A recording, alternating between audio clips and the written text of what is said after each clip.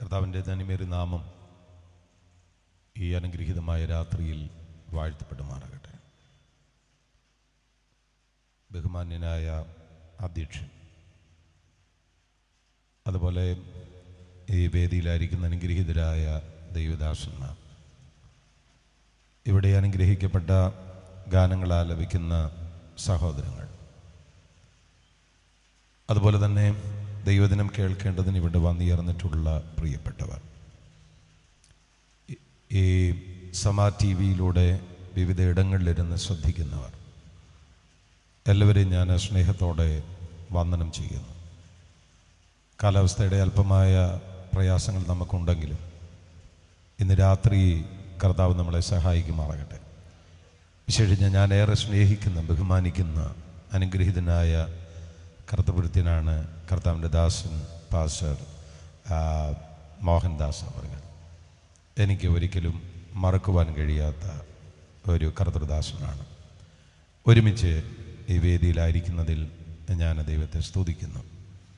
കർത്താവിൻ്റെ ദാസനെയും കുടുംബത്തെയും ദൈവം അത്ഭുതകരമായി ഉപയോഗിക്കുന്നതോർത്തും കർത്താവിന് നന്ദി പറയുന്നു. കർത്താവ് നമ്മളെല്ലാവരെയും അനുഗ്രഹിക്കുമാറാകട്ടെ. ഒട്ടും ആമുഖങ്ങൾ കൂടാതെ വേഗം ദൈവവചനത്തിലേക്ക് വന്ന് അനുവദനീയമായ സമയത്തിൻ്റെ പരിധിയിൽ പ്രാർത്ഥിച്ച് അവസാനിപ്പിക്കുവാൻ കർത്താവിൽ ശരണപ്പെടുകയാണ്. നമ്മുടെ സവിശേഷമായ ചിന്തയ്ക്കായി മത്തായി സുവിശേഷത്തിലേക്ക് നമ്മുടെ ശ്രദ്ധയെ തിരിക്കാം. മത്തായി സുവിശേഷം 3-ാം അധ്യായം 8-ാമത്തെ വാക്യം നമുക്ക് വായിക്കാം. മത്തായി സുവിശേഷം 3-ാം അധ്യായം 8-ാമത്തെ വാക്യം. മാനസാന്തരത്തിന് യോഗ്യമായ ഫലം കായ്പിൻ. എല്ലാവരും കൂടെ ഉച്ചത്തിൽ ആ വാക്യം എന്ന് പറഞ്ഞാട്ട് വളരെ ലളിതമായൊരു വാക്യമാണ്. ഒരുമിച്ച് ഉറക്കെ പറയാം. മാനസാന്തരത്തിന് യോഗ്യമായ ഫലം കായ്പിൻ. ദയവായി ആ കണ്ണുകളെല്ലാം അടച്ചാട്ട്, അതിരങ്ങളെല്ലാം കർത്താവിൻ്റെ മുൻപാകെ തുറന്നാട്ട്, ഹൃദയങ്ങളെല്ലാം ദൈവസന്നദ്ധിയിൽ ഏകാഗ്രമാക്കി ചില മിനിറ്റുകൾ ഒരുമിച്ച് കർത്താവിന് നന്ദി പറഞ്ഞാട്ടെ. എത്രത്തോളം അധരം തുറക്കാമോ അത്രത്തോളം അധരം തുറന്ന് ഈ അന്തരീക്ഷം മുഴുവൻ ഇപ്പോൾ ദൈവ സാന്നിധ്യം കൊണ്ട് നിറയപ്പെടട്ടെ. തിരുവെഴുത്തുകളെ തിരിച്ചറിയാൻ അവനവരുടെ ബുദ്ധിയെ തുറന്നു എന്ന് വായിക്കുന്നത് പോലെ ഇന്ന് രാത്രി സ്വർഗം ചിലരുടെ ബുദ്ധിയെ തുറക്കണം. ചിലരുടെ ചിന്താമണ്ഡലത്തോടെ, ബുദ്ധിമണ്ഡലത്തോടെ കർത്താവിൻ്റെ ആത്മാവ് ഇടപെടണം. എല്ലാവരും ചേർന്ന് പ്രാർത്ഥിച്ചാട്ടെ. ദൈവ സാന്നിധ്യത്തെ ചോദിച്ചാട്ടെ. ആദരങ്ങൾ തുറന്നേ, ആദരങ്ങൾ തുറന്നേ, ആദരങ്ങൾ തുറന്നേ.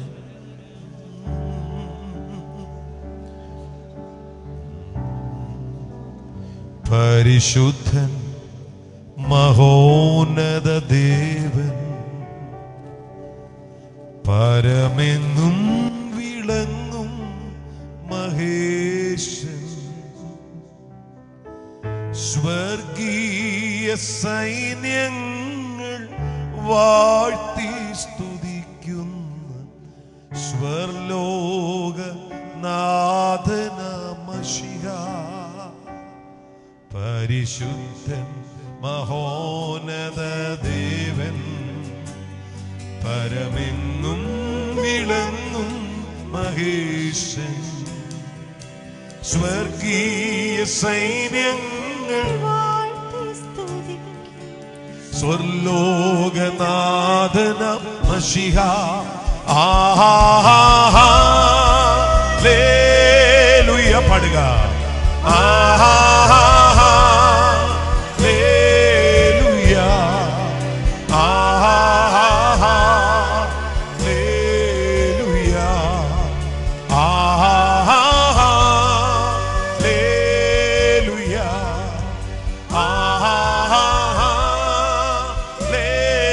ഹല്ലേലൂയ, പാടുക.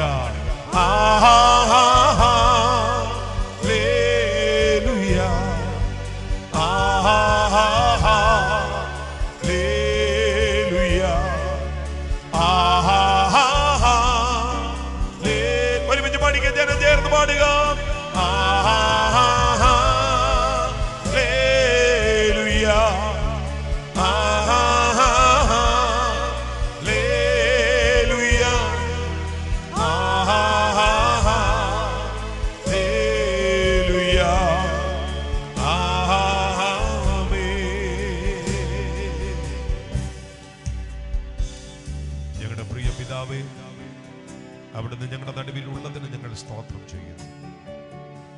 അവിടുത്തെ നിറവിനായി ഞങ്ങൾ സ്തോത്രം ചെയ്യുന്നു.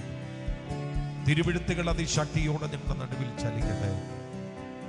അവിടുത്തെ സാന്നിധ്യം ഞങ്ങളുടെ നടുവിൽ നിറഞ്ഞു നിൽക്കേണ്ടതിനായി സ്തോത്രം. ഈ ജനത്തിന്റെ പരമാർത്ഥ ഹൃദയത്തോട് പരിശുദ്ധാത്മാവ് സംസാരിക്കണമേ.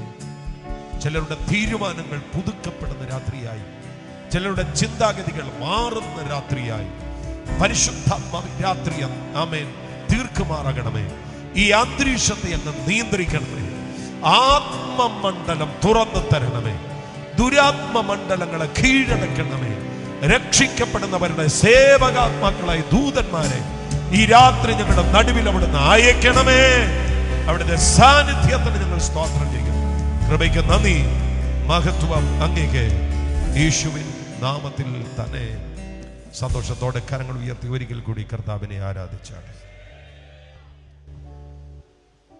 മത്തായി സുവിശേഷം 3-ാം അധ്യായം 8-ാമത്തെ വാക്യമാണ് ഇന്ന് രാത്രിയിൽ നമ്മുടെ സവിശേഷമായ ചിന്തയ്ക്ക് ആധാരമായി ഇവിടെ വായിച്ചിട്ടുള്ളത്. ചീരങ്കാവ് കുണ്ടറ ഈ ഏരിയ വൈകാരികമായി എനിക്ക് വളരെ അടുപ്പമുള്ള ഒരു സ്ഥലമാണ്. എൻ്റെ ഭാര്യാഗ്രഹം ഇവിടെയാണ്. കുണ്ടറ ഏജിയിലുള്ള ധാരാളം കുടുംബങ്ങൾ ഇവിടെയുണ്ട്. തരകച്ചാൻ ഉൾപ്പെടെയുള്ള എല്ലാവരെയും ഓർത്ത് സ്തോത്രം ചെയ്യുന്നു. നിങ്ങളോടൊപ്പമായിരിക്കുന്നത് വളരെ അനുഗ്രഹമാണ്. മത്തായി സുവിശേഷം 3:8 വേഗം വരികയാണ്. നമുക്കറിയാം, പുതിയ നിയമത്തിൻ്റെ 27 പുസ്തകങ്ങളുടെ പ്രഥമ ഭാഗം 4 പുസ്തകങ്ങൾ സുവിശേഷമാണ്. സുവിശേഷം എന്ന് പറയുമ്പോൾ 4 ജീവചരിത്രങ്ങൾ എന്ന ആശയത്തിലല്ല, യേശുക്രിസ്തുവിൻ്റെ ചതുർവിധ സ്വഭാവങ്ങളുടെ കറയറ്റ കിടയറ്റ 4 വ്യാഖ്യാനങ്ങളാണ് 4 സുവിശേഷങ്ങൾ. അതുകൊണ്ടാണ് സഭാപിതാവായ ഒറീഗൻ 4 സുവിശേഷങ്ങളെ 4 വശങ്ങളുള്ള സുവിശേഷം എന്ന് പറയുന്നത്. മത്തായി സുവിശേഷം യേശുവിനെ മശിഹയായി രാജാവായി അവതരിപ്പിക്കുകയാണ്. മർക്കോസിന്റെ സുവിശേഷം യേശുവിനെ ദാസനായിട്ട് അവതരിപ്പിക്കുന്നു. ലൂക്കോസ് യേശുവിനെ പൂർണ്ണ മനുഷ്യനായി അവതരിപ്പിക്കുകയാണ്. യോഹന്നാന്റെ സുവിശേഷത്തിൽ അവിടുന്ന് സാക്ഷാൽ ദൈവമാണ്. അർത്ഥശങ്കയ്ക്കിടയില്ലാത്ത വിധം യോഹന്നാൻ യേശുക്രിസ്തുവിൻ്റെ ദൈവത്വത്തെ അടിവരയിട്ട് സ്ഥാപിച്ചെഴുതിയിരിക്കുകയാണ്. യേശുക്രിസ്തുവിൻ്റെ ദൈവത്വം ഒത്തിരി ആളുകൾ തർക്കവിഷയമാക്കി എടുത്തിട്ടുള്ള ഒരു കാര്യം തന്നെയാണ്. പക്ഷേ യോഹന്നാന്റെ സുവിശേഷത്തിൻ്റെ 1-ാം അധ്യായത്തിൻ്റെ 1-ാമത്തെ വാക്യം വായിക്കുമ്പോൾ തന്നെ യേശുക്രിസ്തു ദൈവമാണ് എന്ന് തെളിയിക്കപ്പെട്ടിരിക്കുകയാണ്. ആദിയിൽ വചനമുണ്ടായിരുന്നു, വചനം ദൈവത്തോടു കൂടിയായിരുന്നു, വചനം ദൈവമായിരുന്നു. അതിൽ 3 കാര്യങ്ങളാണ്: വചനത്തിൻ്റെ നിത്യത്വം, വചനത്തിൻ്റെ വ്യക്തിത്വം, വചനത്തിൻ്റെ ദൈവത്വം. ആദിയിൽ വചനം ഉണ്ടായിരുന്നു, വചനത്തിൻ്റെ നിത്യത്വം. വചനം ദൈവത്തോടു കൂടിയായിരുന്നു, വചനത്തിൻ്റെ വ്യക്തിത്വം. വചനം ദൈവമായിരുന്നു, വചനത്തിൻ്റെ ദൈവത്വം. അപ്പം നിത്യത്വമുള്ള, വ്യക്തിത്വമുള്ള, ദൈവത്വമുള്ള വചനം, ദൈവമായ വചനം. ആ വചനം ജഡമായി തീർന്നതാണ് കർത്താവായ യേശുക്രിസ്തു. അങ്ങനെ യേശുക്രിസ്തുവിൻ്റെ ദൈവത്വത്തെ അടിവരയിട്ട് യോഹന്നാൻ എഴുതുകയാണ്. അതിൽ മത്തായി സുവിശേഷമാണ് സുവിശേഷത്തിൻ്റെ പ്രഥമ ഭാഗമായി നമ്മൾ കാണുന്നത്. ഈ സുവിശേഷത്തിൻ്റെ സവിശേഷത എന്താണ് എന്ന് നമ്മൾ ശ്രദ്ധിച്ചാൽ അതിൻ്റെ വിഷയക്രമീകരണങ്ങൾ തന്നെ സാധാരണ മറ്റ് സുവിശേഷങ്ങളിൽ കാണുന്നതിനേക്കാൾ യേശുക്രിസ്തുവിൻ്റെ വംശാവലി തൊട്ട് യേശുക്രിസ്തുവിൻ്റെ ജനനം, യേശുക്രിസ്തുവിൻ്റെ പഠിപ്പിക്കൽ, യേശുക്രിസ്തുവിൻ്റെ ശുശ്രൂഷ, യേശുക്രിസ്തുവിൻ്റെ മരണം, യേശുക്രിസ്തുവിൻ്റെ പുനരുത്ഥാനം, ഇങ്ങനെ അങ്ങോട്ട് തുടങ്ങി ഏറ്റവും ഒടുവിൽ ലാസ്റ്റ് കമ്മീഷൻ എന്ന് പറയുന്ന അന്ത്യ നിയോഗം വരെയുള്ള കാര്യങ്ങൾ അടിവരയിട്ട് മത്തായി തൻ്റെ എഴുത്തുകളിൽ ക്രമമായിട്ട് രേഖപ്പെടുത്തിയിരിക്കുകയാണ്. ഇനിയും ഈ സുവിശേഷത്തിൻ്റെ കാതലായ ഒരധ്യായം തന്നെയാണ് ഈ 3-ാമത്തെ അധ്യായം എന്ന് പറയുന്നത്. അതിൻ്റെ കാരണം യേശുക്രിസ്തു എന്ന രാജാവിൻ്റെ, യേശുക്രിസ്തു എന്ന മശിഹയുടെ ആഗമനത്തെ വിളംബരം ചെയ്യുന്ന വിളംബര പ്രചരണമാണ് വാസ്തവത്തിൽ ഈ 3-ാം അധ്യായത്തിൽ കാണുന്നത്. ആ വിളംബര നായകൻ യോഹന്നാൻ സ്നാപകനാണ്. ഒരുപക്ഷെങ്കിൽ പഴയ നിയമത്തിനും പുതിയ നിയമത്തിനും ഇടയിൽ നിൽക്കുന്ന ദൈവത്തിൻ്റെ നാവായ അഗ്നിനാവെന്ന് വേണമെങ്കിൽ വിളിക്കുവാൻ കഴിയുന്ന മനുഷ്യൻ, അതാണ് യോഹന്നാൻ സ്നാപകൻ എന്ന് പറയുന്നത്. അപ്പോൾ ഈ രാജാവിനെ ലോകത്തിന് പരിചയപ്പെടുത്തി കൊടുക്കുമ്പോൾ, ഈ രാജാവിൻ്റെ വിളംബരം അറിയിക്കുമ്പോൾ, ആ വിളംബരത്തിനകത്ത് 3 കാതലായ സന്ദേശങ്ങൾ ഉൾക്കൊള്ളിച്ചിരിക്കുകയാണ്. അതിൽ 1-ാമത്തെ സന്ദേശമാണ് നമ്മളിവിടെ വായിച്ചത് 8-ാമത്തെ വാക്യം, മാനസാന്തരത്തിന് യോഗ്യമായ ഫലം കായ്പീൻ. അതിൽ 2-ാമത്തെ സന്ദേശം 10-ാമത്തെ വാക്യത്തിലാണ് കിടക്കുന്നത്.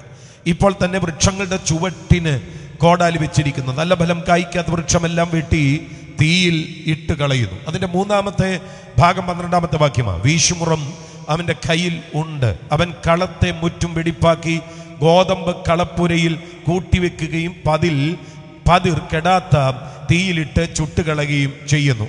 ഇങ്ങനെ 3 പ്രധാനപ്പെട്ട സംഭവങ്ങൾ, പ്രധാനപ്പെട്ട കാര്യങ്ങൾ യോഹന്നാൻ അവതരിപ്പിക്കുകയാണ്. അതിൽ 1-ാമത്തെ കാര്യമാണ് നമ്മൾ ചിന്തിക്കുന്നത്, മാനസാന്തരത്തിന് യോഗ്യമായ ഫലം കായ്പിൻ. നമ്മളതിനെ 2 ഭാഗമായി തരംതിരിച്ചു വേണം വാസ്തവത്തിൽ പഠിക്കാൻ. 1 മാനസാന്തരം, 2 മാനസാന്തരത്തിന് യോഗ്യമായ ഫലം. ഇന്ന് രാത്രി മാനസാന്തരവും അതിന് യോഗ്യമായ ഫലവും രണ്ടും കൂടെ പറഞ്ഞു പോകാൻ എൻ്റെ മുൻപിൽ സമയമുണ്ടെന്ന് എനിക്ക് തോന്നുന്നില്ല. അതുകൊണ്ട് മാനസാന്തരമെന്ന ആ പ്രഥമ ചിന്തയെ നിങ്ങളുമായിട്ട് പങ്കുവെക്കുവാനാണ് ഞാൻ കർത്താവിൽ ശരണപ്പെടുന്നത്. എല്ലാവരും കൂടെ ചേർന്നൊന്ന് പറഞ്ഞാട്ടെ, മാനസാന്തരം. ഒന്നിച്ചൊന്ന് പറഞ്ഞാട്ടെ, മാനസാന്തരം. എനിക്കറിയാം ഇത് ഒരു പഴഞ്ചൻ പ്രസംഗമാണ്. ഇന്നത്തെ ആളുകൾ കേൾക്കാൻ ഇഷ്ടപ്പെടാത്ത, താല്പര്യപ്പെടാത്ത ഒരു കാര്യം, ഒരു പക്ഷെങ്കിൽ പ്രാഥമിക കാര്യമെന്ന് ചിന്തിക്കാൻ കഴിയുന്ന വിധത്തിലൊക്കെയാണ് ഇന്ന് ഇതിനെക്കുറിച്ച് നമ്മൾ മനസ്സിലാക്കിയിട്ടുള്ളത്. പക്ഷേ ഈ വചനത്തിൻ്റെ തുടർമാനമായ ചിന്തകളിൽ നിങ്ങൾക്ക് മനസ്സിലാകും, മാനസാന്തരം തുടക്കം മാത്രമല്ല, മാനസാന്തരത്തിന് തുടർച്ചയുണ്ട്. ഒടുക്കം വരെ നിലനിർത്തിക്കൊണ്ടു പോകേണ്ടുന്ന ഒരു കാര്യമാണ് മാനസാന്തരം. ഈ മാനസാന്തരം സംഭവിക്കാത്ത ഒരൊറ്റ മനുഷ്യനും യേശു ക്രിസ്തുവിൻ്റെ രാജ്യത്തിലേക്ക്, നിത്യരാജ്യത്തിലേക്ക് പ്രവേശനമുണ്ടാകത്തില്ല എന്ന് ഇതിൻ്റെ തുടർമാനമായ ചിന്താഗതികളിൽ നമുക്ക് മനസ്സിലാകും. ഞാൻ അതിൻ്റെ 1-ാമത്തെ ഭാഗത്തേക്ക് വരികയാണ്. എന്തല്ല മാനസാന്തരം?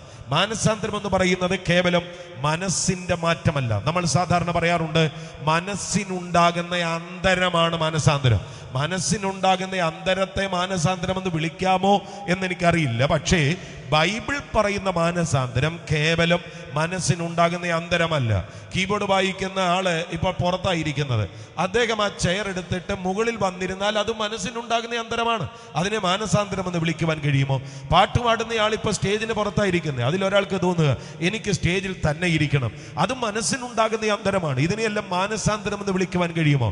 സമാർ TV-യുടെ പ്രവർത്തകർ 2 ക്യാമറ 2 ഇടത്തായിട്ട് വെച്ചിരിക്കുക. അതിലൊരാൾക്ക് തോന്നുകയാണ് ക്യാമറ ഇവിടുന്ന് പൊസിഷൻ മാറ്റി വെക്കണം, അത് മനസ്സിനുണ്ടാകുന്ന അന്തരമാണ്. അതിനെ മാനസാന്തരം എന്ന് വിളിക്കുവാൻ കഴിയുമോ? മനസ്സിനുണ്ടാകുന്ന അന്തരങ്ങളെല്ലാം മാനസാന്തരങ്ങളല്ല, നമ്മളത് അങ്ങനെ പറയുന്നു എന്ന് മാത്രമേ ഉള്ളൂ. അപ്പൊ എന്തല്ല മാനസാന്തരം? മനസ്സിനുണ്ടാകുന്ന കേവല മാറ്റമല്ല, വിശ്വാസങ്ങളുടെ ഒരു വ്യതിയാനമല്ല, വ്യക്തിപരമായ താല്പര്യങ്ങളുടെ ഒരു വ്യതിയാനമല്ല.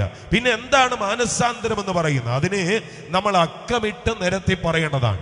മാനസാന്തരം എന്ന് പറയുന്നത് ഏറ്റവും പ്രധാനമായി ദൈവത്തോടുള്ള ബന്ധത്തിൽ മനുഷ്യന്റെ മനോഭാവത്തിന് മാറ്റം സംഭവിക്കുന്നതാണ് മാനസാന്തരം എന്ന് പറയുന്നത്. പാപത്തോടുള്ള കാഴ്ചപ്പാടിൽ മാറ്റം സംഭവിക്കുന്നതാണ് മാനസാന്തരം എന്ന് പറയുന്നത്. ഒരു മനുഷ്യന്റെ മുഴുവാളത്വത്തിലേക്കും കാതലായ വ്യതിയാനം സംഭവിക്കുന്നുണ്ടെങ്കിൽ അതിനെ വിളിക്കാൻ കഴിയുന്ന പേരാണ് മാനസാന്തരം എന്ന് പറയുന്നത്. ഉയർന്നവനും താണവനും ഒരുപോലെ ആവശ്യമുള്ള മനുഷ്യന്റെ ഏറ്റവും പ്രധാനമായ ആത്മീക വിഷയമാണ് മാനസാന്തരം എന്ന് പറയുന്നത്. സകല ദുശ്ചിന്തകളോടും സകല പാപപ്രകൃതങ്ങളോടും സകല പാപ സ്വഭാവത്തോടും എന്നേക്കുമായി യാത്ര പറഞ്ഞ് ഒരു പുതിയ ജീവിതത്തിലേക്ക് ഒരാൾ തിരിയുന്നതിന് ബൈബിൾ വിളിക്കുന്ന പേരാണ് മാനസാന്തരം എന്ന് പറയുന്നത്. ഇനി ഈ മാനസാന്തരം എന്ന വാക്കിനെ നിങ്ങളുടെ ശ്രദ്ധയിലേക്ക് കൊണ്ടുവരുവാൻ ഞാൻ കർത്താവിൽ ശരണപ്പെടുകയാണ്. സാധാരണ മാനസാന്തരം എന്ന് പറയുമ്പോൾ അതിനെ 2 വിധത്തിൽ നമ്മൾ വിലയിരുത്തുന്നത് നല്ലത്. ഒന്ന് പഴയ നിയമത്തിന്റെ പശ്ചാത്തലത്തിൽ, 2 പുതിയ നിയമത്തിന്റെ പശ്ചാത്തലത്തിൽ. പഴയ നിയമത്തിന്റെ പശ്ചാത്തലത്തിൽ മാനസാന്തരം എന്ന് പറയുന്ന വാക്ക് ഒരുപാട് ഉപയോഗിച്ചിട്ടില്ല. പഴയ പുതിയ നിയമങ്ങളിൽ മാനസാന്തരം എന്ന് പറയുന്ന പദം ഏതാണ്ട് 70 പ്രാവശ്യമാണ് ഉപയോഗിച്ചിട്ടുള്ളത്. അതിൽ പഴയ നിയമത്തിലേക്ക് നമ്മൾ നോക്കിയാൽ 1-2 ഇടങ്ങളിൽ മാത്രമാണ് മാനസാന്തരം എന്ന് പറയുന്ന പദം ഉപയോഗിച്ചിട്ടുള്ളത്. പക്ഷേ അതിന് തത്തുല്യമായ ധാരാളം ആശയങ്ങൾ പഴയ നിയമത്തിൽ നമുക്ക് കാണാനായിട്ട് കഴിയും. പൊതുവെ മാനസാന്തരം എന്ന ആശയത്തെ പഴയ നിയമത്തിൽ എടുത്തു കാട്ടുന്ന ഒരു എബ്രായ വാക്കാണ് നാഹം എന്ന് പറയുന്നത്. ഈ നാഹം എന്ന് പറയുന്നതിന് പല ആശയങ്ങളുണ്ട്. ഒന്ന്, ദൈവത്തിങ്കലേക്ക് തിരിയുക. ദൈവത്തിങ്കലേക്ക് തിരിയുക എന്ന് പറയുന്ന ഏതെങ്കിലും ഒരു ആശയം എവിടെയെങ്കിലും കേട്ടിട്ടുണ്ടെങ്കിൽ അത് നാഹമാണ്. അത് മാനസാന്തരത്തിന്റെ ആശയമാണ്. രണ്ട്, അനുതപിക്കുക. അനുതാപം എന്ന് പറയുന്ന സംഭവം പഴയ നിയമത്തിന്റെ എവിടെയെങ്കിലും കാണുന്നുണ്ടെങ്കിൽ അതിനെ നമുക്ക് വിളിക്കുവാൻ കഴിയുന്ന പേരാണ് മാനസാന്തരം എന്ന് പറയുന്നത്. അവിടെ ന്യാഹം എന്ന വാക്കാണ് ആ അർത്ഥത്തെ ധ്വനിപ്പിക്കുന്നത്. മൂന്നാമത്തെ കാര്യം, നെടുവീർപ്പിടുക എന്നുള്ളത്. എവിടെയെങ്കിലും ഒരുവൻ നെടുവീർപ്പിട്ടു എന്ന് കാണുന്നുണ്ടെങ്കിൽ അതും മാനസാന്തരത്തെ ജ്വലിപ്പിക്കുന്നതാണ്. നാലാമത്തെ വാക്കാണ് വ്യസനിപ്പിക്കുക എന്ന് പറയുന്നത്. ആരെങ്കിലും ഒരാൾ ദൈവത്തോടുള്ള ബന്ധത്തിൽ, ദൈവവചനത്തോടുള്ള ബന്ധത്തിൽ ചെയ്തു പോയ പാപത്തെക്കുറിച്ച് വ്യസനിച്ചിട്ടുണ്ടെങ്കിൽ അതിനെയും വിളിക്കുവാൻ കഴിയുന്ന പേരാണ് ഈ മാനസാന്തരം എന്ന് പറയുന്നത്. അല്ലെങ്കിൽ ന്യാഹം എന്ന വാക്ക് ഈ അർത്ഥങ്ങളെ അവിടെ ധ്വനിപ്പിക്കുന്നുണ്ട്. ഈ 4 വാക്കുകൾ നിങ്ങൾക്ക് പെട്ടെന്ന് മനസ്സിലാകുന്നത് പോലെ ഞാനൊന്ന് വിശദീകരിക്കുക. ഒന്നാമത്തെ കാര്യം, ദൈവത്തിങ്കലേക്ക് തിരിയുക. അതാണ് പഴയ നിയമം പറയുന്ന മാനസാന്തരം. ദൈവത്തിങ്കലേക്ക് തിരിയുക എന്ന് പറയുമ്പോൾ എന്താണ് അതിന്റെ ആശയം? ഏതെങ്കിലും ഒരു പൊസിഷൻ ചേഞ്ച് ആകുക എന്നല്ല, അടിമുടി മാറ്റമാണ് ദൈവത്തിങ്കലേക്ക് തിരിയുക എന്നുള്ളതിന് ബൈബിൾ പഴയ നിയമത്തിൽ നമ്മോട് സംസാരിക്കുന്നത്. യോബേൽ പ്രവചനം 2-ാം അധ്യായം 12-ാമത്തെ വാക്യം നിങ്ങളൊന്ന് ശ്രദ്ധിച്ചാൽ, എന്നാൽ ഇപ്പോഴെങ്കിലും നിങ്ങൾ പൂർണ്ണ ഹൃദയത്തോടും ഉപവാസത്തോടും കരച്ചിലോടും വിലാപത്തോടും കൂടെ എങ്കിലേക്ക് തിരിവീൻ എന്ന് യഹോവയുടെ അരുളപ്പാട്. ആ വാക്ക് നമുക്ക് പരിചയമല്ലേ, ഒരുമിച്ചൊന്ന് പറയാം.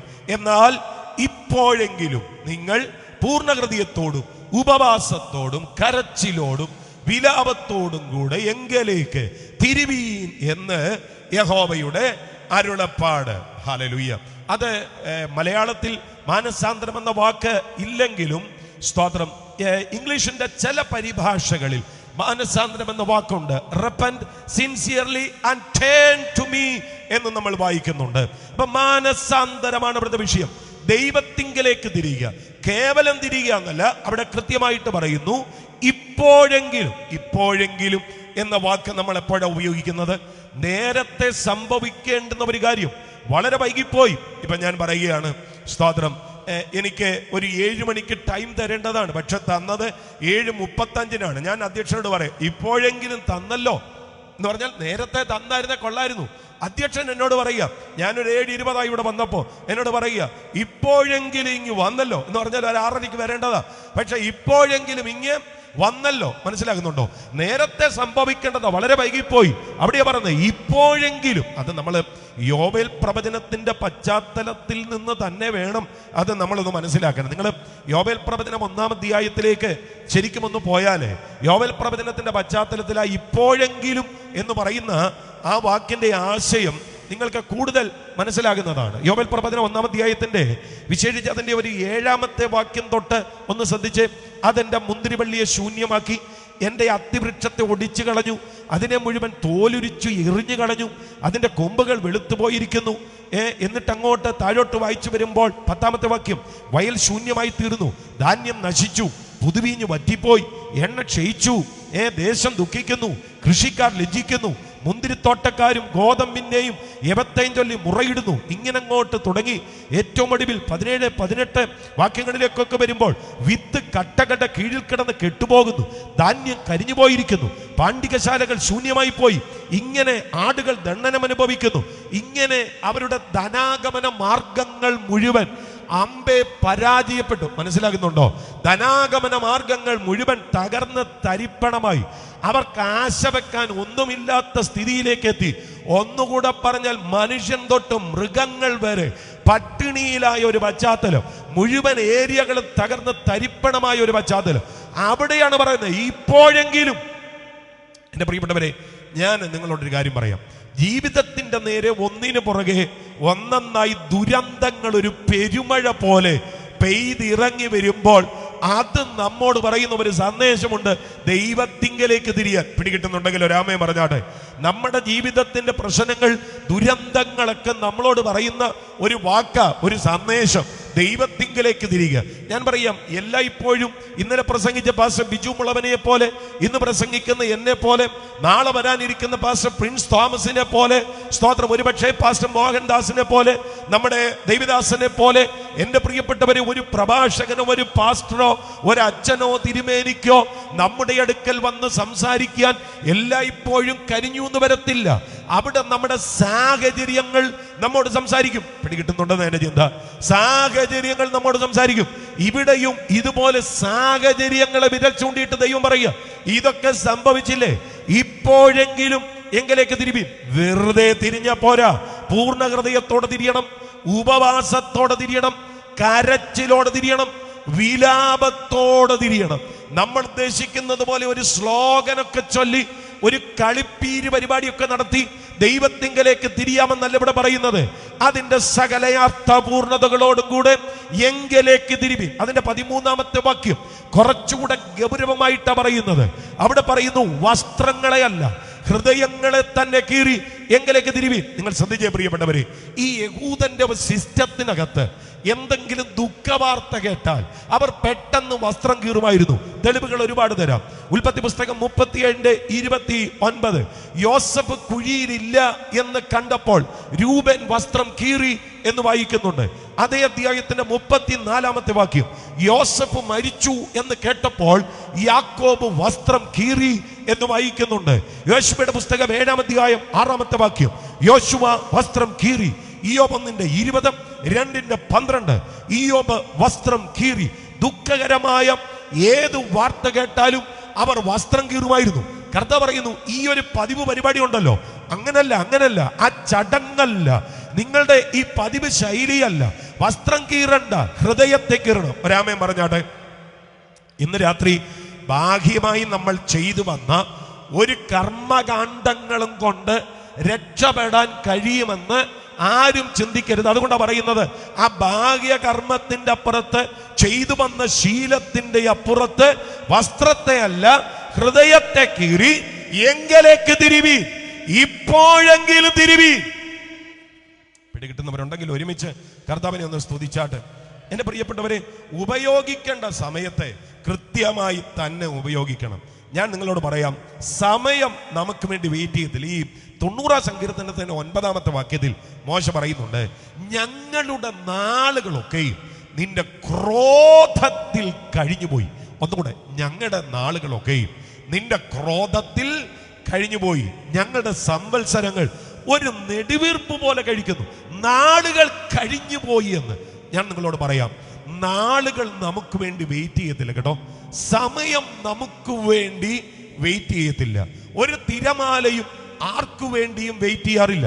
അതുപോലെ സമയവും ആർക്കും വേണ്ടി വെയിറ്റ് ചെയ്യാറില്ല. ഞാൻ പറയട്ടെ പ്രിയപ്പെട്ടവരെ, നമ്മൾ രാത്രിയിൽ കിടന്നുറങ്ങുന്നു.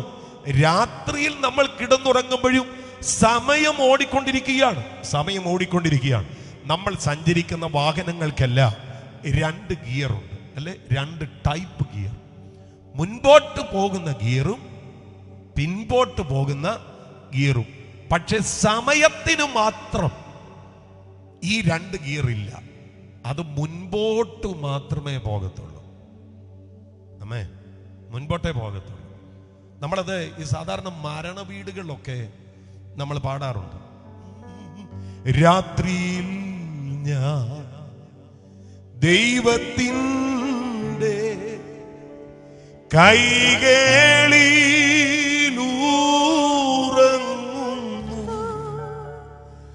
രാത്രിയിൽ ഞാൻ ദൈവത്തിൻ്റെ കൈകളിൽ ഊറങ്ങുന്നു, അപ്പോഴും എൻ രഥത്തിൻ്റെ ചക്രം മുൻപോടുന്നു. രാത്രിയിലെ നമ്മൾ ഉറങ്ങുക, നമ്മൾ മുഴുവനായി റെസ്റ്റ് ചെയ്യുക. പക്ഷേ അപ്പോഴും രഥത്തിന്റെ ചക്രം മുൻപോട്ട് ഓടുക. പിടികിട്ടുന്നവരുണ്ടെങ്കിൽ അതാ ഞാൻ പറഞ്ഞ, സമയം നമുക്ക് വേണ്ടി വെയിറ്റ് ചെയ്യുന്നില്ല. രഥത്തിന്റെ ചക്രം മുൻപോട്ടോടുക. നാം തമ്മിൽ കാണും സമയം വിദൂരമല്ല, സമയമാം രഥം ഓടുന്നു വേഗമാ. ഇത് ഓടിക്കൊണ്ടിരിക്കുകയാണ് കേട്ടോ, ഇത് ഓടിക്കൊണ്ടിരിക്കുകയാണ്. ഒരിക്കൽ പോലും ഇത് നമ്മുടെ ലൈഫിലേക്ക് തിരിച്ചുരുളത്തില്ല. ഓടിക്കൊണ്ടിരിക്കുകയാണ്. സമയം ഓടിക്കൊണ്ടിരിക്കുക. ഞാൻ അവിടെ ഒരു കാര്യം പറയാം. ഇതുകൊണ്ടാണ് മോശ 90 സങ്കീർത്തനത്തിൽ പറയുന്നത്, ഞങ്ങളുടെ നാളുകളെ എണ്ണാൻ ജ്ഞാനമുള്ള ഒരു ഹൃദയം ഞങ്ങൾക്ക് തരണം. നാളുകളെ എണ്ണണമെന്ന് എണ്ണിട്ടുണ്ടോ വെച്ചാൽ നാളിനെ എണ്ണിട്ടുണ്ടോ? നാളിനെ എണ്ണിട്ടുണ്ടോ? ഞാൻ എണ്ണി നോക്കിയിട്ടുണ്ട് നാളുകളെ. ഒരു ഉദാഹരണം പറയാം. 90 വയസ്സ് വരെ ഒരാൾ ജീവിക്കുമെങ്കിൽ എത്ര ദിവസം ജീവിക്കും? 90 ഗുണം 365 സമം 32,850 ദിവസം. 90 വയസ്സുള്ള ആരെങ്കിലും ഇവിടെ വന്നിട്ടുണ്ടെങ്കിൽ എനിക്ക് കൈയൊന്ന് കാണണം. 90 വയസ്സുള്ള ആരെങ്കിലും ഇവിടെ വന്നിട്ടുണ്ടെങ്കിൽ കൈയൊന്ന് കാണണം. ഒറ്റ 90-കാരില്ല. സ്തോത്രം. 90-കാര് വീട്ടിലുള്ള ആരെങ്കിലും ഉണ്ടെങ്കിൽ എനിക്ക് കൈയൊന്ന് കാണണം. 90 വയസ്സുള്ള ഇത്രയും പേരിരിക്കുന്നതിൽ 2 കയ്യെ ഞാൻ കാണുന്നുണ്ട്. 90 വയസ്സുള്ളവർ വീട്ടിലുള്ള എന്ന് പറഞ്ഞാൽ നമ്മുടെ കണക്ക് പറയുന്നു അവിടം വരെ ചെല്ലാനുള്ള സാധ്യത കുറവാണ്. പരമാവധി ഇട്ട് പറയുക, ജീവിച്ചാൽ 32,850 ദിവസമേ ജീവിക്കൂ.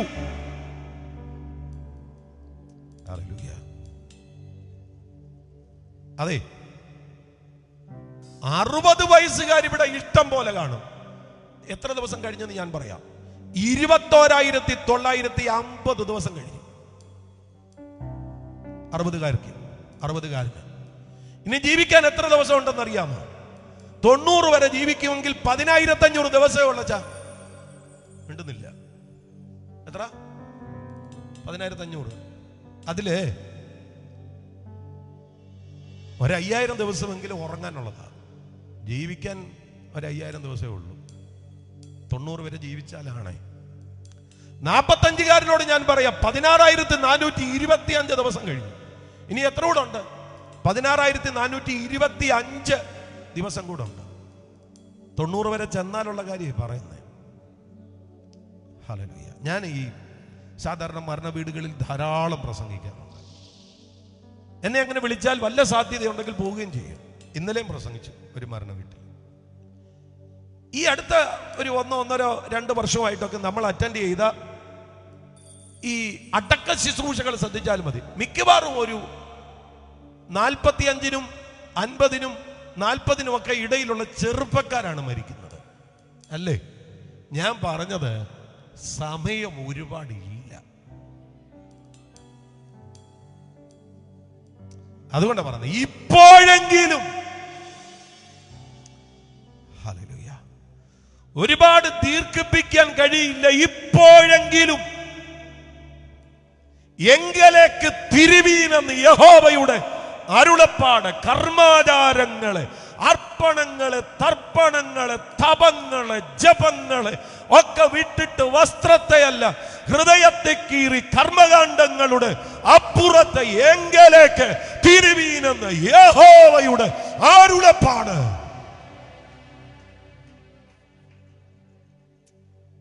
ആമേൻ. ഇതാണ് മാനസാന്തരം. പഴയ നിയമം പറയുന്ന മാനസാന്തരം. സഖരിയ പ്രവചനം 1-ാം 3-ാമത്തെ വാക്യത്തിൽ, ആകയാൽ നീ അവരോട് പറയേണ്ടത് സൈന്യങ്ങളുടെ യഹോവ ഇപ്രകാരം അരുളിച്ചെയ്യുന്നു, എങ്കലേക്ക് തിരുവീൻ, എങ്കലേക്ക് തിരുവീൻ. കർത്താവ് പറയുന്നു, എന്നാൽ ഞാൻ നിങ്ങളുടെ അടുക്കലേക്ക് തിരിയും. ദൈവത്തിങ്കലേക്ക് തിരിയാതെ, ദൈവത്തിങ്കലേക്ക് തിരിയാതെ ദൈവം നിങ്ങളുടെ അടുക്കലേക്ക് തിരിയും എന്ന് കരുതരുത്. ഹല്ലേലൂയ. ഈ വാസ്തവത്തിൽ ദൃശ്യമാധ്യമങ്ങളുടെ, സോഷ്യൽ മീഡിയയുടെ ഉപയോഗമൊക്കെ ക്രമാതീതമായി വർദ്ധിച്ചത് കൊണ്ട് നമ്മുടെ സ്പിരിച്വൽ ട്രെൻഡ് തന്നെ മാറിയിട്ടുണ്ട്. ഞാൻ ഈ പല TV ചാനലുകളിലൊക്കെ പ്രസംഗിക്കുന്ന ആളായതുകൊണ്ടും സോഷ്യൽ മീഡിയകളിലൊക്കെ വളരെ സജീവമായതുകൊണ്ടും ഞാൻ മനസ്സിലാക്കിയുള്ള കാര്യം പറയാം. ദൈവത്തെങ്കിലൊക്കെ ഒന്നും തിരിയാൻ പറ്റത്തില്ല. പക്ഷെ ഒരു 100 പ്രെയർ ലൈൻ നമ്പർ നമ്മുടെ കയ്യിലുണ്ട്. സ്തോത്രം. പവർ വിഷന്റെ, ഹാർവെസ്റ്റ് TVയുടെ, ആ മിനിസ്ട്രിയുടെ, ഈ മിനിസ്ട്രിയുടെ, ഞങ്ങൾ തന്നെ 4 വർഷമായിട്ട് എല്ലാ ദിവസവും ഓൺലൈനിൽ മീറ്റിംഗ് നടത്തിക്കൊണ്ടിരിക്കുക. സ്തോത്രം. ആയിരക്കണക്കിന് ആളുകൾ മീറ്റിങ്ങിൽ അറ്റൻഡ് ചെയ്യുന്നുണ്ട്. ഞങ്ങളുടെ ഒരു സർവീസിൽ തന്നെ സാധാരണ 10-700 പേര് ഒരു ദിവസം തന്നെ അറ്റൻഡ് ചെയ്യാറുണ്ട്. ഞങ്ങളുടെ മീറ്റിങ്ങിൽ അറ്റൻഡ് ചെയ്യുന്ന പലരും ഇവിടെയുണ്ട്. സ്തോത്രം. അപ്പം ഞാൻ പറഞ്ഞത് സൂമിലും യൂട്യൂബിലും നടക്കുക, എല്ലാ ദിവസവും നടക്കുക. അപ്പം ഈ ആളുകള് അവർ വിളിച്ചു പറയും, പാസ്റ്റർ പ്രാർത്ഥിക്കണേ. പ്രാർത്ഥിക്കാം, ഞങ്ങളുടെ ഉത്തരവാദിത്തമാണല്ലോ. പക്ഷെ അച്ഛാ നിങ്ങൾ പ്രാർത്ഥിക്കുമോ? അതിനല്ല നിങ്ങളുള്ളത്. ഞങ്ങൾക്ക് പ്രാർത്ഥിക്കാൻ ഒക്കാത്തത് കൊണ്ടല്ല നിങ്ങളുള്ളത്. ഈ പരിപാടി ഒന്നും നടക്കത്തില്ല. ദൈവത്തെങ്കിലേക്ക് തിരിയണം, വ്യക്തിപരമായി തിരിയണം. കേൾക്കുന്നവരുണ്ടെങ്കിൽ ഒരാമയും പറഞ്ഞു. വ്യക്തിപരമായി ദൈവത്തെങ്കിലേക്ക് തിരിയണം. ഓരോരുത്തരോടുമുള്ള ദൈവത്തിന്റെ ഇടപാടാണ് ദൈവത്തിങ്കലേക്ക് തിരിയുക. ഈ ദൈവത്തിങ്കലേക്ക് തിരിയുക എന്ന് പറഞ്ഞാൽ ഞാൻ അതിനെ കുറച്ചുകൂടെ വിശദീകരിക്കുക. യശയ്യാപ്രവചനം 1-ാം അധ്യായം 16-ാമത്തെ വാക്യം വായിക്കുമ്പോൾ, നിങ്ങളെ കഴുകി വെടിപ്പാക്കുവീൻ, നിങ്ങളുടെ പ്രവർത്തികളുടെ ദോഷത്തെ എൻ്റെ കണ്ണിൻ മുൻപിൽ നിന്ന് നീക്കിക്കളവീൻ. കൺവെൻഷന്റെ അവസാന സമയത്ത് കരമുയർത്തിപ്പിടിച്ച് ദൈവത്തിങ്കലേക്ക് തിരിയുന്നു എന്ന് പറയുന്നതല്ല, അതിന് ഒരു പ്രവൃത്തി ഉണ്ടാകുക. എന്താ പ്രവൃത്തി? കഴുകി വെടിപ്പാക്കുകയാണ്. പ്രവൃത്തികളുടെ ദോഷത്തെ നീക്കിക്കളയുകയാണ്. തിന്മ ചെയ്യുന്നത് മതിയാക്കുകയാണ്. ന്യായം ചെയ്യാൻ പഠിപ്പിക്കുകയാണ്. പീഡിപ്പിക്കുന്നവനെ നേർവഴിക്കാക്കുകയാണ്. അനാഥന് ന്യായം നടത്തി കൊടുക്കുന്നതാണ്. വിധവയ്ക്ക് വേണ്ടി വ്യവഹരിക്കുന്നതാണ്. ഇങ്ങനെ ദൈവത്തിങ്കലേക്ക് തിരുവി. ഞാൻ ഈ പറഞ്ഞതെല്ലാം കാതലായ കാര്യമായ മാറ്റങ്ങളുണ്ടായി ദൈവത്തിങ്കലേക്ക് തിരിയണം. ഇതാ പഴയ നിയമം പറയുന്ന മാനസാന്തരം. ഹല്ലേലൂയ. രണ്ടാമത്തെ പദം അനുദപിക്കുക എന്ന് പറയുന്നത്. അനുദപിക്കുക. ഈ അനുദപിക്കുക എന്ന് പറയുമ്പോൾ വാസ്തവത്തിൽ ഒരാൾ ചെയ്തു വന്നതിനോട് ദുഃഖമുണ്ടാകുക. മദ്യപിക്കുന്നയാള് മദ്യപിച്ചതിനോട് ദുഃഖം തോന്നുക. സ്തോത്രം.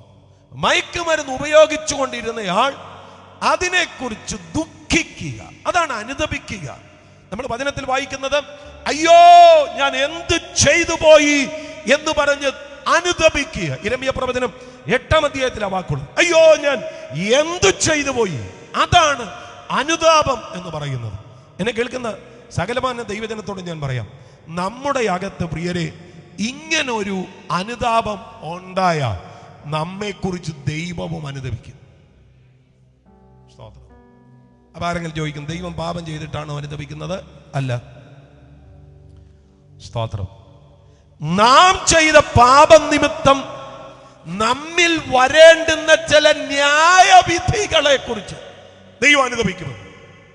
ഞാൻ പറയാം, എവിടെ പാപമുണ്ടോ അവിടെ ന്യായവിധിയുണ്ട്. ഹല്ലേലൂയ. അത് അതിന്റെ ആധിക്യമനുസരിച്ച് വളരെ വലുതായിരിക്കും. പക്ഷേ ഈ മനുഷ്യൻ ദൈവത്തിങ്കലേക്ക് തിരിഞ്ഞാൽ, ആ പാപത്തെ കുറിച്ച് അനുദപിച്ചാൽ, ദൈവമേ ഞാൻ അവയെ വിട്ടുകളയുന്നു എന്ന് ഹൃദയപൂർവം പറഞ്ഞാൽ, ആ വ്യക്തിയുടെ മേൽ വരാനിരിക്കുന്ന അനർത്ഥത്തെ കുറിച്ച് ദൈവവും അനുദപിക്കും. ഞാനത് തെളിയിക്കാം. ഹല്ലേലൂയ. യോഹന്നാന്റെ പുസ്തകം 3-ാം അധ്യായം 10-ാമത്തെ വാക്യത്തിൽ, അവർ ദുർമാർഗം വിട്ടു തിരിഞ്ഞു എന്ന് ദൈവം അവരുടെ പ്രവർത്തികളാൽ കണ്ടപ്പോൾ താൻ അവർക്ക് വരുത്തുമെന്നരുളി ചെയ്തിരുന്ന അനർത്ഥത്തെ കുറിച്ച് ദൈവം അനുദപിച്ചു. അത് വരുത്തിയതുമില്ല. 1,20,000-ൽ പരം ആളുകൾ ഒറ്റ ദിവസം കൊണ്ട് പട്ടുപോകേണ്ട ഇടത്ത് യോന എന്ന് പറയുന്ന ഒരൊറ്റ മനുഷ്യന്റെ മാനസാന്തരത്തിന്റെ പ്രസംഗ നിമിത്തം, ആമേൻ, അവർ അവരുടെ ദുർമാർഗം വിട്ടുതിരിഞ്ഞു. നീനവെ രക്ഷപ്പെട്ടു. അതാ ഞാൻ പറഞ്ഞത്, ചില കുടുംബങ്ങളുടെ മേൽ, ചില തലമുറകളുടെ മേൽ വന്നു കയറേണ്ടുന്ന ചില ദുരന്തങ്ങളെ, വന്നു കയറേണ്ടുന്ന ചില ഭയങ്കര ശിക്ഷാവിധികളെ ഇന്ന് രാത്രി നിന്റെ ഹൃദയത്തിനകത്തുണ്ടാകുന്ന അനുതാപം കൊണ്ട് ദൈവം തട്ടിക്കളയാൻ പോകുകയാണ്. ഹല്ലേലൂയ. മനസ്സിലാകുന്നവരുണ്ടെങ്കിൽ ആത്മാവിൽ കർത്താവിനെ ഒന്ന് മഹത്വപ്പെടുത്തിയാട്ട്. തട്ടിക്കളയും, തട്ടിക്കളയും, തട്ടിക്കളയും. ആമേൻ. നിന്നെ ഈ ഭൂമിയുടെ മുഖത്ത് നിന്ന് തുടച്ചു മാറ്റത്തക്ക വിധത്തിൽ ഒരുങ്ങി വന്ന ചില കരുക്കളെ ഇന്ന് രാത്രി ദൈവം മുൻപാകെ സറണ്ടർ ആകുന്നു എന്നൊരൊറ്റ കാരണത്താൽ നിന്റെ ജീവിതത്തിൽ നിന്ന് ആപ്പാടെ മാറ്റിക്കൊണ്ട് ഒരു പുതിയ അനുഭവത്തെ നിന്റെ മുമ്പിൽ തുറന്നിടാൻ ഇന്ന് രാത്രി ദൈവത്തിന് ആഗ്രഹമുണ്ട്. ഹല്ലേലൂയ. എന്റെ പ്രിയപ്പെട്ടവരെ, ഇത് പറയാന് വാസ്തവത്തിൽ ഈ യോഗം വെച്ചേക്കുന്നത്. ജൂലൈ മാസം 14-ാം തീയതി മഴ തിമിർത്തു പെയ്യേണ്ടുന്ന രാത്രിയിൽ മഴ പെയ്യുമെന്ന് അറിഞ്ഞുകൊണ്ട് തന്നെ ഈ യോഗം ഇവിടെ നടത്തുന്നതിന്റെ പിന്നിൽ എല്ലാവരും യോഗം നടത്തുന്നു, എനിക്കും നടത്തണമെന്ന് ഈ കുടുംബത്തിന്റെ താല്പര്യം കൊണ്ടല്ല, ഈ സന്ദേശം ലോകത്തോട് പറയാൻ വേണ്ടിയാണ്. ഇന്ന് രാത്രി അത് ഭംഗിയായി ഞങ്ങൾ പറയുകയാണ്. മടങ്ങി വരിക, മാനസാന്തരത്തിലേക്ക് തിരിച്ചു വാ. നിന്റെ ജീവിതത്തിന് നേരെ വരാൻ സാധ്യതയുള്ള ചിലതിനെ ഇന്ന് രാത്രി സ്വർഗം തട്ടിമാറ്റാൻ പോകുന്നു.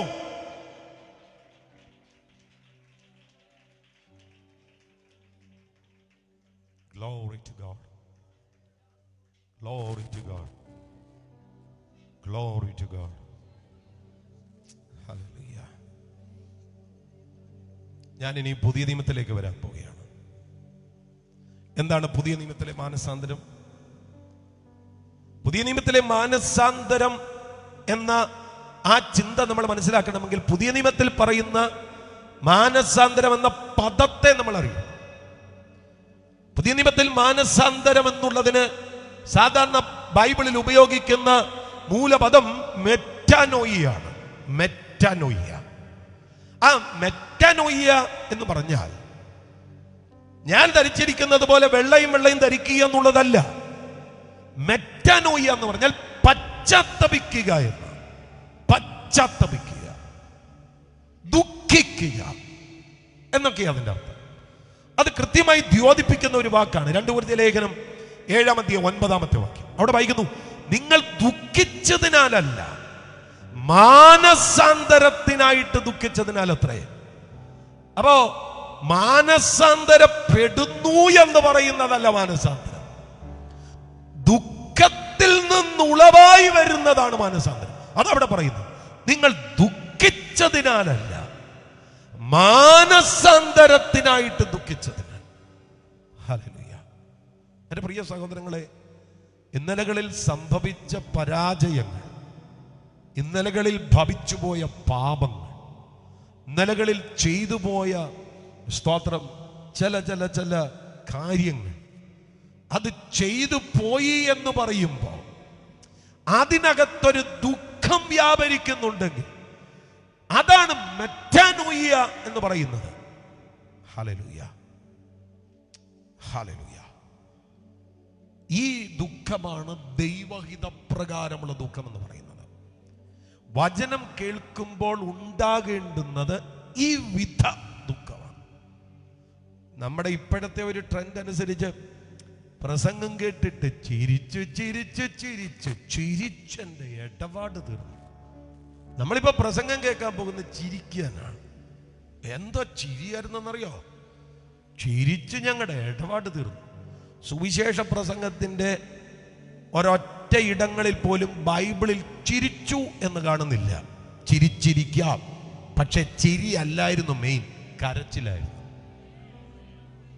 ഹല്ലേലൂയ. പലരും കരയുകയായി. ദൈവത്തെ മുഖാമുഖമായി കണ്ട ഇടത്തെല്ലാം കരച്ചിലുണ്ടാകി. പഴയ നിയമത്തിൽ 2-3 സംഭവങ്ങൾ തരാം. യെശയ്യാ പ്രവചനത്തിൽ യെശയ്യാവ് ഉയർന്നും പൊങ്ങിയുള്ള സിംഹാസനത്തിൽ ഇരിക്കുന്ന കർത്താവിനെ കണ്ടു. അവിടെ ഒരു ഭയങ്കര അറ്റ്മോസ്ഫിയർ. ഹോളി ഹോളി ഹോളി എന്ന് സെറാഫുകൾ ഒരുത്തനോട് ഒരുത്തൻ പറയുകയാണ്, പരിശുദ്ധൻ പരിശുദ്ധൻ പരിശുദ്ധൻ. അവരാർത്തുകൊണ്ടിരിക്കുമ്പോൾ ഉമ്മരപ്പടികളുടെ അടിസ്ഥാനം കുലുങ്ങുന്നു, ആലയം പുക കൊണ്ട് നിറയുന്നു. വാസ്തവത്തിൽ ദൈവത്തിന്റെ വിശുദ്ധിയുടെ കാഴ്ച. ഈ കാഴ്ച കണ്ടപ്പോൾ ഈ മനുഷ്യൻ നിലവിളിക്കുന്ന, അയ്യോ ഞാൻ നശിച്ചു, ഞാൻ ശുദ്ധിയില്ലാത്ത അധരങ്ങളുള്ള ഒരു മനുഷ്യൻ. എന്റെ കണ്ണ് സൈന്യങ്ങളുടെ ദൈവമായ യഹോവയെ കണ്ടുവല്ലോ. ദൈവത്തെ കണ്ടതാ. അപ്പൊ ആരെങ്കിലും ചോദിക്കുകയാണ്, പുള്ളിക്ക് എന്തെങ്കിലും പാപം ഉണ്ടായിരുന്നു? ഇല്ല, ദൈവത്തിന്റെ പരിശുദ്ധിയുടെ കാഴ്ചയുടെ മുൻപിൽ താൻ പോരാ എന്ന് തോന്നിയത് കൊണ്ട് പറഞ്ഞതാണ്. നമ്മളെല്ലാം നമ്മുടെ വിശുദ്ധി അളക്കുന്ന തൊട്ടടുത്തിരിക്കുന്ന മറ്റൊരുവനുമായിട്ടാണ്. നോ നോ നോ, നമ്മൾ അടുത്തൊരുവനുമായിട്ടല്ല വിശുദ്ധി അളക്കേണ്ടത്, ദൈവവുമായിട്ടാണ്. ഒരാമയും പറഞ്ഞാട്ടെ, ദൈവവുമായിട്ട്. ദൈവത്തെ കാണുന്നു. യെശയ്യാവ് ദൈവത്തെ കണ്ടപ്പോൾ അവിടുത്തെ വിശുദ്ധിയുടെ കാഴ്ചയുടെ മുൻപിൽ അറിയാതെ നിലവിളിച്ചു പോയി, അയ്യോ ഞാൻ നശിച്ചു, ഞാൻ ശുദ്ധിയില്ലാത്ത അധരങ്ങളുള്ള മനുഷ്യൻ. ഇതാണ് മാനസാന്തരം. ഹല്ലേലൂയ. യോബിന്റെ പുസ്തകം 42-ാം അധ്യായം 6-ാമത്തെ വാക്യത്തിൽ യോബ് പറയുന്നുണ്ട്, ആകയാൽ ഞാൻ എന്നെ തന്നെ വെറുത്ത് പൊടിയിലും ചാരത്തിലും കിടന്ന് അനുദപിക്കുന്നു. യോബ് എന്താ കാര്യം? 5-ാമത്തെ വാക്യത്തിൽ പറയുന്നുണ്ട്, ഞാൻ ദൈവത്തെക്കുറിച്ചൊരു കേൾവി മാത്രമേ കേട്ടിരുന്നുള്ളൂ, ഇപ്പൊ എൻ്റെ കണ്ണാൽ ഞാൻ നിന്നെ കാണുന്നു. ആ കാഴ്ച കണ്ടപ്പോൾ യോബ് പറയും, ഞാൻ എന്നെ തന്നെ വെറുത്തുപോയി, പൊടിയിലും ചാരത്തിലും കിടന്ന് അനുദപിക്കുന്നു. ദൈവത്തെ കണ്ടതാ. ദൈവത്തെ കണ്ടപ്പോൾ അടുത്തവര് പെഗ്ഗൂടടിക്കാൻ തോന്നുകയല്ല, ദൈവത്തെ കാണുമ്പോൾ തന്നെത്താൻ വെറുത്ത് പൊടിയിലും ചാരത്തിലും കിടന്ന് അനുദപിക്കുന്ന ലെവലിലേക്ക് കാര്യം തിരിയുന്നത്. ഒരാമേൻ പറഞ്ഞാട്ടെ. ഇതാണ് മാനസാന്തരം. അതാ ഞാൻ പറഞ്ഞു, ഇതിനകത്ത് പശ്ചാത്താപമുണ്ട്, ദുഃഖമുണ്ട്. ഹല്ലേലൂയ. ചെയ്തു പോയ കാര്യത്തെക്കുറിച്ച് ഭയങ്കര സംഘർഷം ഉണ്ട്. അതാണ് മാനസാന്തരം. ഇനിയും ഈ പുതിയ നിയമത്തിന്റെ വിശദീകരണങ്ങൾ ശ്രദ്ധിക്കണം. ലൂക്കോസിന്റെ സുവിശേഷത്തിലേക്കും മറ്റും വരുമ്പോ സ്തോത്രം, മാനസാന്തരത്തെ വളരെ കാര്യമായിട്ടാണ് നമ്മൾ വായിക്കുന്നത്. മത്തായി സുവിശേഷത്തിന്റെ പ്രഥമ ഭാഗത്തും അത് നമ്മൾ കാണുന്നുണ്ട്. മത്തായി 4:17 നോക്കിക്കേ. അന്നു മുതൽ യേശു സ്വർഗരാജ്യം സമീപിച്ചിരിക്കാൻ മാനസാന്തരപ്പെടുവീൻ എന്ന് പ്രസംഗിച്ചു തുടങ്ങി. ആ വാക്ക് കണ്ടോ? സ്വർഗരാജ്യം സമീപിച്ചിരിക്കുക, ദൈവരാജ്യം സമീപിച്ചിരിക്കുക. അവിടെ ദൈവരാജ്യം എന്ന് പറയുന്നത് ഒരു വ്യക്തിയുടെ ഉള്ളിൽ ദൈവം നടത്തുന്ന ആത്മീക ഭരണമാണ്. അതാണ് ദൈവരാജ്യം എന്ന് പറയുന്നത്. കർത്താവ് പറഞ്ഞല്ലോ, എന്റെ രാജ്യം ഐഹികമല്ല. അല്ലെങ്കിൽ ഞാൻ നിങ്ങളോട് പറയുമായിരുന്നു, ഒരു ഐഹിക രാജ്യമല്ല യേശു കർത്താവ് ഈ മണ്ണിൽ സ്ഥാപിച്ചത്. പിന്നെ എന്റെയും നിങ്ങളുടെയും അകത്ത് ഒരു ദൈവിക ഭരണമാണ്. നമ്മൾ ഈ കർത്താവ് എന്ന് പറയത്തില്ല, എല്ലാവരും കൂടെ ഒന്ന് പറയാമോ? കർത്താവ്, ലോഡ്. ലോഡ് എന്ന് പറയുമ്പോൾ കുരിയോസ്, കുരിയാക്കോൺ എന്നൊക്കെ നമുക്ക് വിളിക്കാം. കുരിയോസ് എന്ന് പറഞ്ഞാൽ യജമാൻ, ഉടമസ്ഥ, അധികാരി, കർത്താവ് എന്നൊക്കെയാണ്. അപ്പൊ ഞാൻ യേശുവിനെ കർത്താവ് എന്ന് വിളിക്കുമ്പോ, എന്റെ ഹൃദയത്തിൽ യേശുവിനെ കർത്താവ് എന്ന് സ്വീകരിക്കുമ്പോ, അതിന്റെ അർത്ഥം യേശു എന്റെ യജമാനനാണ്, യേശു എന്റെ അധികാരിയാണ്, യേശു എന്റെ ഉടമസ്ഥനാണ്. എന്റെ അപ്പന്റെ പേര് ജോൺ മാത്യു എന്നാണ്. എന്റെ അപ്പന്റെ പേര് മത്തായി ജോർജ് എന്നാണ്. മത്തായി ജോർജിന്റെ മകൻ ജോൺ മാത്യു, ജോൺ മാത്യുവിന്റെ മകൻ റെജി മാത്യു, റെജി മാത്യുവിന്റെ മകനും ഒരു മാത്യു ആണ്. ഹല്ലേലൂയ. എന്റെ പ്രിയപ്പെട്ടവരെ, അതുകൊണ്ട് യേശു എന്റെ മകന്റെ കർത്താവാകത്തില്ല കേട്ടോ. യേശു എന്റെ മകന്റെ കർത്താവാകണമെങ്കിൽ എന്റെ മകൻ യേശുവിനെ കർത്താവായിട്ട് റിസീവ് ചെയ്യണം. ഞാൻ നിങ്ങളോട് പറയാം, ഞാന് ചാക്കോച്ചന്റെ മോനാണ്, മത്തായിച്ചന്റെ മോനാണ്, തോമാച്ചാന്റെ മോനാണ്, അതുകൊണ്ട് യേശുവിന്റെ കർത്താവാണ്. അല്ലല്ല, നിങ്ങൾ യേശുവിനെ കർത്താവെന്ന് വായി കൊണ്ട് ഏറ്റു പറയണം. യേശുവാണ് എന്റെ കർത്താവെന്ന് വ്യക്തിപരമായി ഹൃദയത്തിനകത്തേക്ക് റിസീവ് ചെയ്യുമ്പോൾ മാത്രമാണ് നിങ്ങൾ യേശുവിനെ കർത്താവായി സ്വീകരിച്ചു എന്ന് പറയാൻ കഴിയുന്നത്. ഹല്ലേലൂയ. അതിന്റെ റിസൾട്ട് ഭയങ്കര കേട്ടോ. യേശുവിനെ കർത്താവായി സ്വീകരിക്കുന്നു എന്ന് പറയുന്നതിന്റെ റിസൾട്ട് ഭയങ്കരമാണ്. അതുവരെ ഭരിച്ചു മുടിച്ച സകല പൈശാചിക മണ്ഡലങ്ങളും ആ ഒരൊറ്റ മാത്രയിൽ വിട്ടുമാറുകയാണ്. ഓ, നിങ്ങൾ മിണ്ടുന്നില്ല. എൻ്റെ പ്രിയപ്പെട്ടവരെ, ദുരന്തങ്ങൾ കൊടികുത്തി വാഴുന്ന വീടുകളെ എനിക്കറിയാം. ദുരന്തങ്ങൾ കൊടികുത്തി വാഴുന്ന വീടുകൾ. ചിലതൊക്കെ കേട്ട് കഴിഞ്ഞാൽ നമ്മൾ തലയിൽ കൈവച്ചു പോകും. കഴിഞ്ഞ ദിവസം ഒരു സഹോദരൻ എൻ്റെ അടുക്കൽ പ്രാർത്ഥിക്കാനായിട്ട് വന്നു. അദ്ദേഹത്തിന്റെ സാഹചര്യം എന്നോട് പറയുകയായിരുന്നു. മധ്യ തിരുവിതാംകൂറിലെ ഒരു പട്ടണത്തിൽ സാമാന്യം നല്ല നിലയിൽ വന്ന ഒരു ബിസിനസ്, സിമെന്റിന്റെ ബിസിനസ് ആയിരുന്നു, ഹോൾസെയിൽ ഡീലറായിരുന്നു. അവരുടെ പിതാവ് പൊടുന്നനെ മരിച്ചുപോയി, ഒറ്റ ദിവസം കൊണ്ട് മരിച്ചുപോയി. ഹോൾസെയിൽ ഡീലർ ആയതുകൊണ്ട് ലക്ഷക്കണക്കിന് രൂപയുടെ സാധനങ്ങൾ ആളുകൾ വാങ്ങിക്കൊണ്ട് പോയി പുറത്ത് കിടക്കുക. അപ്പന്റെ ലിസ്റ്റ് നോക്കി എല്ലാവരുടെയും അടുക്ക ചെന്നപ്പോൾ പറഞ്ഞു, ഞങ്ങൾ ഇന്നലെ കൊടുത്തായിരുന്നു, കഴിഞ്ഞ ആഴ്ച കൊടുത്തായിരുന്നു, അതിനു മുമ്പ് കൊടുത്തായിരുന്നു. ലക്ഷക്കണക്കിന് രൂപ ഒറ്റയടിക്കങ്ങ് പോയി. ബിസിനസ് നഷ്ടത്തിലായി. ലക്ഷക്കണക്കിന് രൂപയുടെ ബാധ്യത വന്നു കയറി. ബിസിനസ്സുകാരല്ലേ, അങ്ങോട്ടും ഇങ്ങോട്ടൊക്കെ ജാമ്യം നിന്നു. ജാമ്യം നിന്നവരൊന്നും ജാമ്യം നിന്ന് എടുത്തത് തിരിച്ചടച്ചില്ല. ഒടുവിൽ അതെല്ലാം ജാമ്യം നിന്നവരുടെ പേരിൽ വന്നു. ലക്ഷക്കണക്കിന് രൂപയുടെ ബാധ്യത ദിവസങ്ങൾക്കുള്ളിൽ തലയിൽ വന്നു കയറി. അങ്ങനെ ഇരിക്കെ ഈ സഹോദരൻ, സ്തോത്രം, ഈ മരിച്ചുപോയ അച്ചാന്റെ മകൻ ഒരു കടയിൽ കയറി മുട്ടപ്പപ്സ് കഴിച്ചു. മുട്ടപ്പപ്സ്, അതിൽ മുട്ട ചീത്തയായിരുന്നു, ഇൻഫെക്ഷൻ ഉണ്ടായി. 3 പേരാ മുട്ട കഴിച്ചത്. മിനിറ്റുകൾക്കുള്ളിൽ 3 പേരും ഹോസ്പിറ്റലായി. അതിൽ ഇദ്ദേഹം ഹോസ്പിറ്റലിൽ കയറി 10 ദിവസം കോമയിൽ പോയി. ഹല്ലേലൂയ. 10 ദിവസം കോമയിൽ നിന്ന് ഉണരുമ്പോൾ കിഡ്നി ഒന്ന് വീക്കായി പോയി. ഡോക്ടർ പറഞ്ഞു, കിഡ്നി ഒന്ന് എടുത്തു കളഞ്ഞേ പറ്റൂ. അങ്ങനെ ഒരു കിഡ്നി റിമൂവ് ചെയ്തു. ലക്ഷങ്ങളുടെ ബാധ്യത, ഒരു കിഡ്നി റിമൂവ് ചെയ്തു. ആ സമയത്ത് മൂത്ത കുഞ്ഞിന് ലിവറിനൊരു പ്രോബ്ലം ഉണ്ടായി. 35 ലക്ഷം രൂപ ചികിത്സയ്ക്ക് ചെലവായി. ഒടുവിൽ കൊച്ചു മരിച്ചുപോയി. ഹല്ലേലൂയ. ഏറ്റവും ഇളയ ഒരു കുഞ്ഞ്, സ്തോത്രം, 23 വയസ്സുണ്ട്, എഴുന്നേൽക്കില്ല. 23-കാരിക്ക് 18 കിലോ തൂക്കം, മുട്ട് ഒട്ടിയിരിക്കുകയാണ്, കാല് രണ്ടും നിവരില്ല. 18 കിലോ തൂക്കം. ഒരു കുടുംബത്തിന്റെ സ്ഥിതി നിങ്ങളൊന്ന് ആലോചിച്ച് നോക്കിയേ. ഇതുപോലെ സാത്താന്യ മണ്ഡലങ്ങൾ കയറി തകർത്ത് തരിപ്പണമാക്കിയ കുടുംബങ്ങൾ എത്രയാണ്. ഇതുപോലെയുള്ള എത്ര സംഭവങ്ങൾ നിങ്ങളുടെ ശ്രദ്ധയിലേക്ക് കൊണ്ടുവരണം. ഞാൻ പറയാം, സാത്താന്യ മണ്ഡലങ്ങൾ ഇതുപോലെ കൊടികുത്തി വാഴുന്ന കുടുംബാന്തരീക്ഷത്തിനകത്ത് ഇന്ന് രാത്രി രക്ഷപ്പെടാൻ ആ തീർത്ഥയാത്രകളും ദാനധർമ്മങ്ങളുമല്ല സുഹൃത്തെ ഏറ്റവും മികച്ച കാര്യം. അതിലൊരൊറ്റ കാര്യമാണ്, യേശുവിനെ നിങ്ങളുടെ ജീവിതത്തിന്റെ യജമാനനായി, രാജാവായി സ്വീകരിക്കേ. ഹല്ലേലൂയ. യേശു നിങ്ങളുടെ ഉടമസ്ഥനായി മാറട്ടെ. നിങ്ങളുടെ ജീവിതത്തിന്റെ ഭരണം നടത്തുന്നവൻ. ഈ സാത്താന്യ മണ്ഡലങ്ങൾ ഭരണം നടത്തുക എന്നൊക്കെ പറഞ്ഞാൽ, ഗദരേന്യരുടെ ദേശത്തെ ഭൂതഗ്രസ്തന്റെ അകത്ത് 6000 യജമാനന്മാരായിരുന്നു കേട്ടോ. ഹല്ലേലൂയ. 18 വർഷം കൂനിയായ സ്ത്രീ. എന്റെ ചിന്തയിൽ അവിടുത്തെ അലോപ്പതിയും ആയുർവേദവും ഒക്കെ മാറി മാറി പരിശ്രമിച്ചു നോക്കി. ചിലര് പറഞ്ഞു L2-വിന്റെ പ്രശ്നമാണ്, ചിലര് പറഞ്ഞു L3-യുടെ പ്രശ്നമാണ്.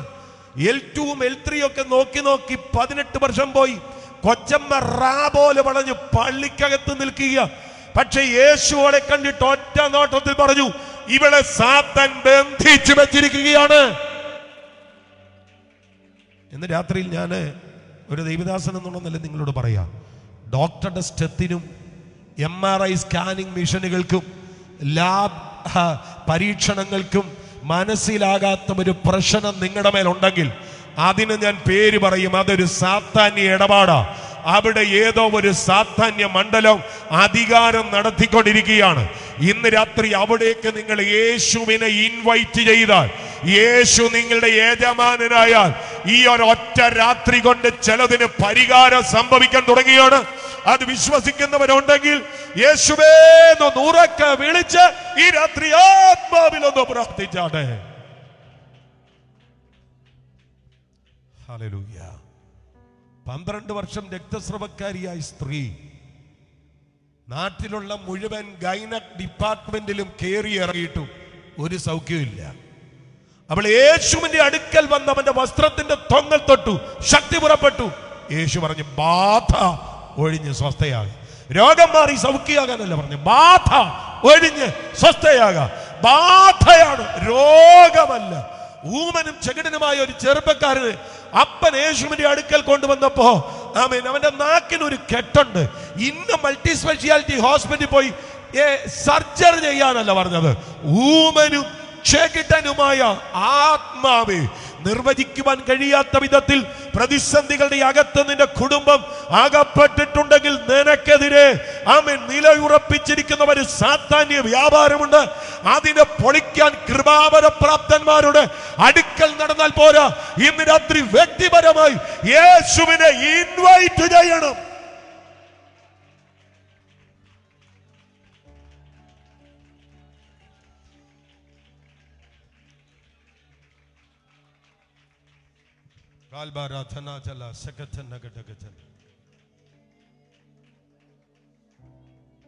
വ്യക്തിപരമായി യേശുവിനെ ഇൻവൈറ്റ് ചെയ്യണം. ഹല്ലേലൂയ. നന്മ മാത്രമേ, നന്മ മാത്രമേ, നന്മയല്ലാതൊന്നുമേ നീ ചെയ്തിടുമോ? നന്മ മാത്രമേ, നന്മ മാത്രമേ, നന്മയല്ലാതൊന്നുമേ നീ ചെയ്തിടുമോ? എന്തു സഹിച്ചെന്നാലും എല്ലാം യേശുവേ നന്മയ്ക്കായിട്ടല്ലോ.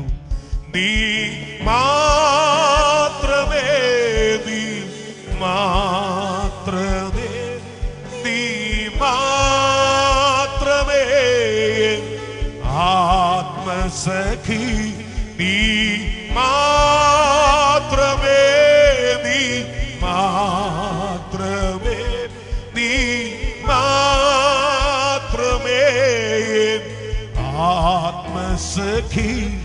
എന്റെ യേശുവേ, എന്റെ ജീവനെ, എന്റെ ആശയേ ഒന്നു മാത്രമേ. ഒരുമിച്ച് എന്റെ യേശുവേ. പറ്റുമെങ്കിൽ കരമൊന്ന് ഉയർത്തി പിടിച്ച് എന്റെ ആശയേ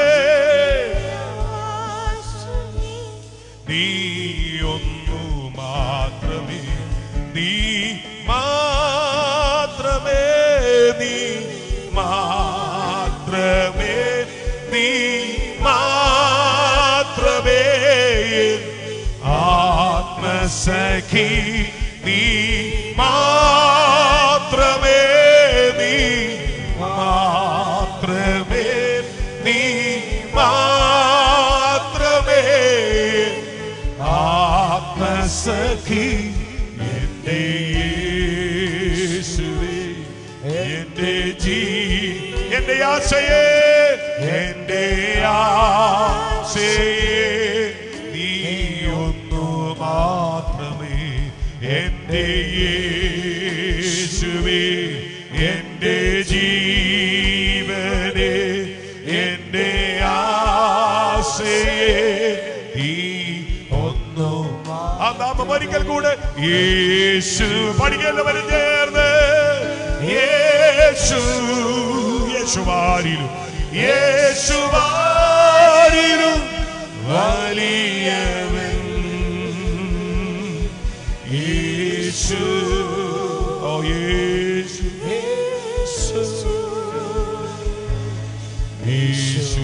യേശുവാരിലും മതിയാ. ഒന്നുകൂടെ നാമത്തെ ഉറക്കെ വിളിച്ചേ യേശു, യേശു, യേശുവാരിൽ, യേശുവാരിൽ. ഓ യേശു, യേശു. Love you Lord.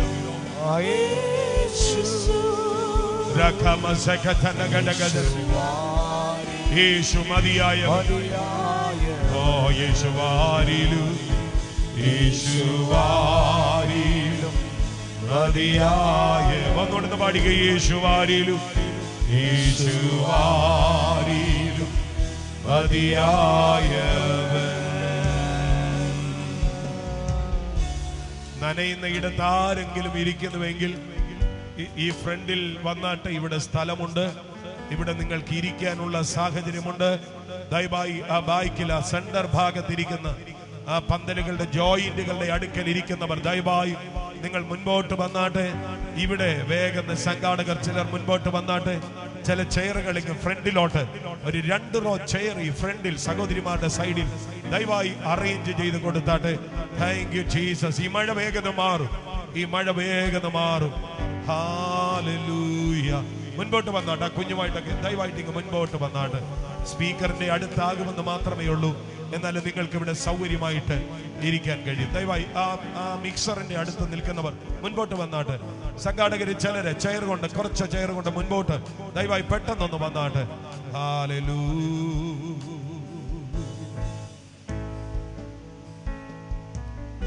Thank you Jesus.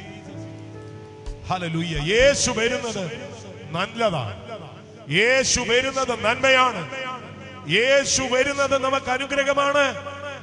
ആമേൻ. യേശു വരുന്നത് നമുക്ക് ശ്രേഷ്ഠതയാണ്. ഹല്ലേലൂയ. പിടികിട്ടുന്നവർ, ആ ബോധ്യമുള്ളവർ, ആ ദൂത് മനസ്സിലാകുന്നവർ ആ കരമൊന്ന് ഉയർത്തി പിടിച്ച് ഒരുമിച്ച് ഒരിക്കൽ കൂടി കർത്താവിനെ ഒന്ന് സ്തുതിച്ച് ആരാധിച്ചാട്. ഹല്ലേലൂയ. അപ്പൊ കിങ്ഡം ഓഫ് ഗോഡ്, ദൈവരാജ്യം എന്ന് പറയുന്നത് വാസ്തവത്തിൽ യേശു നമ്മുടെ അകത്ത് ഭരിക്കാനായിട്ട് വരുന്നതാണ്. യേശുവിനെ ഉടമസ്ഥനായി, യജമാനനായി, അധികാരിയായി, കർത്താവായി ഹൃദയത്തിൽ റിസീവ് ചെയ്യുന്നത് മുതലാണ് യേശു ഭരിക്കാനായി നമ്മുടെ അടുക്കൽ വരുന്നത്. അതുകൊണ്ട് ഇവിടെ വായിക്കുന്നത് ദൈവരാജ്യം സമീപിച്ചിരിക്കുന്നു. ഐഹികമായ രാജ്യമല്ല. കർത്താവ് പറയുന്നു, ഞാൻ നിങ്ങളുടെ അകത്ത് യജമാനനായി, ഉടമസ്ഥനായി, രാജാവായി ഭരിക്കാൻ വരുന്ന ആ രാജ്യം സമീപിച്ചിരിക്കുന്നു. അതിലേക്കുള്ള പ്രവേശനത്തിന്റെ മിനിമം യോഗ്യത ബൈബിൾ പറയുന്നു സഹോദരങ്ങളെ, അത് മാനസാന്തരമാണ്. ദൈവരാജ്യം ക്രിസ്തീയ കുടുംബത്തിൽ ജനിക്കുന്നത് കൊണ്ട് ആർക്കെങ്കിലും ലഭ്യമാകുന്നതല്ല. ദൈവരാജ്യം മാനസാന്തരപ്പെടുന്നത് കൊണ്ട് ഒരാൾക്ക് ലഭിക്കുന്നതാണ്. മാനസാന്തരപ്പെടാത്ത ഒരൊറ്റ മനുഷ്യരും ദൈവരാജ്യത്തിൽ പ്രവേശനം ഇല്ല. ഹല്ലേലൂയ. ഞങ്ങളുടെ ചർച്ചിന്റെ തൊട്ടടുത്ത് ഒരു ഓർത്തഡോക്സ് പള്ളിയുണ്ട്. ഞാൻ ഈ സാധാരണ അവിടുത്തെ പാട്ടുകളൊക്കെ ഇങ്ങനെ ശ്രദ്ധിക്കാറുണ്ട്. രാവിലെ തയ്യാറാകുന്ന സമയത്ത് ഈ പാട്ടുകളൊക്കെ ഇങ്ങനെ കേൾക്കുമ്പോൾ ഞാനത് ശ്രദ്ധിക്കാറുണ്ട്. അതില് അവിടുത്തെ ശുശ്രൂഷകളിൽ തുടർമാനം പാടുന്ന ഒരു പാട്ടുണ്ട്. കർത്താവേ, നിന്റെ രക്തശരീരങ്ങൾ കൈക്കൊണ്ട് ഭക്തരായി മരിച്ചോർ കരുളണമേ നല്ല ഓർമ്മ, നിന്റെ മഹത്വം ഉദിക്കുന്നാൾ നിൽക്കണം അവർ വലഭാഗത്തായി.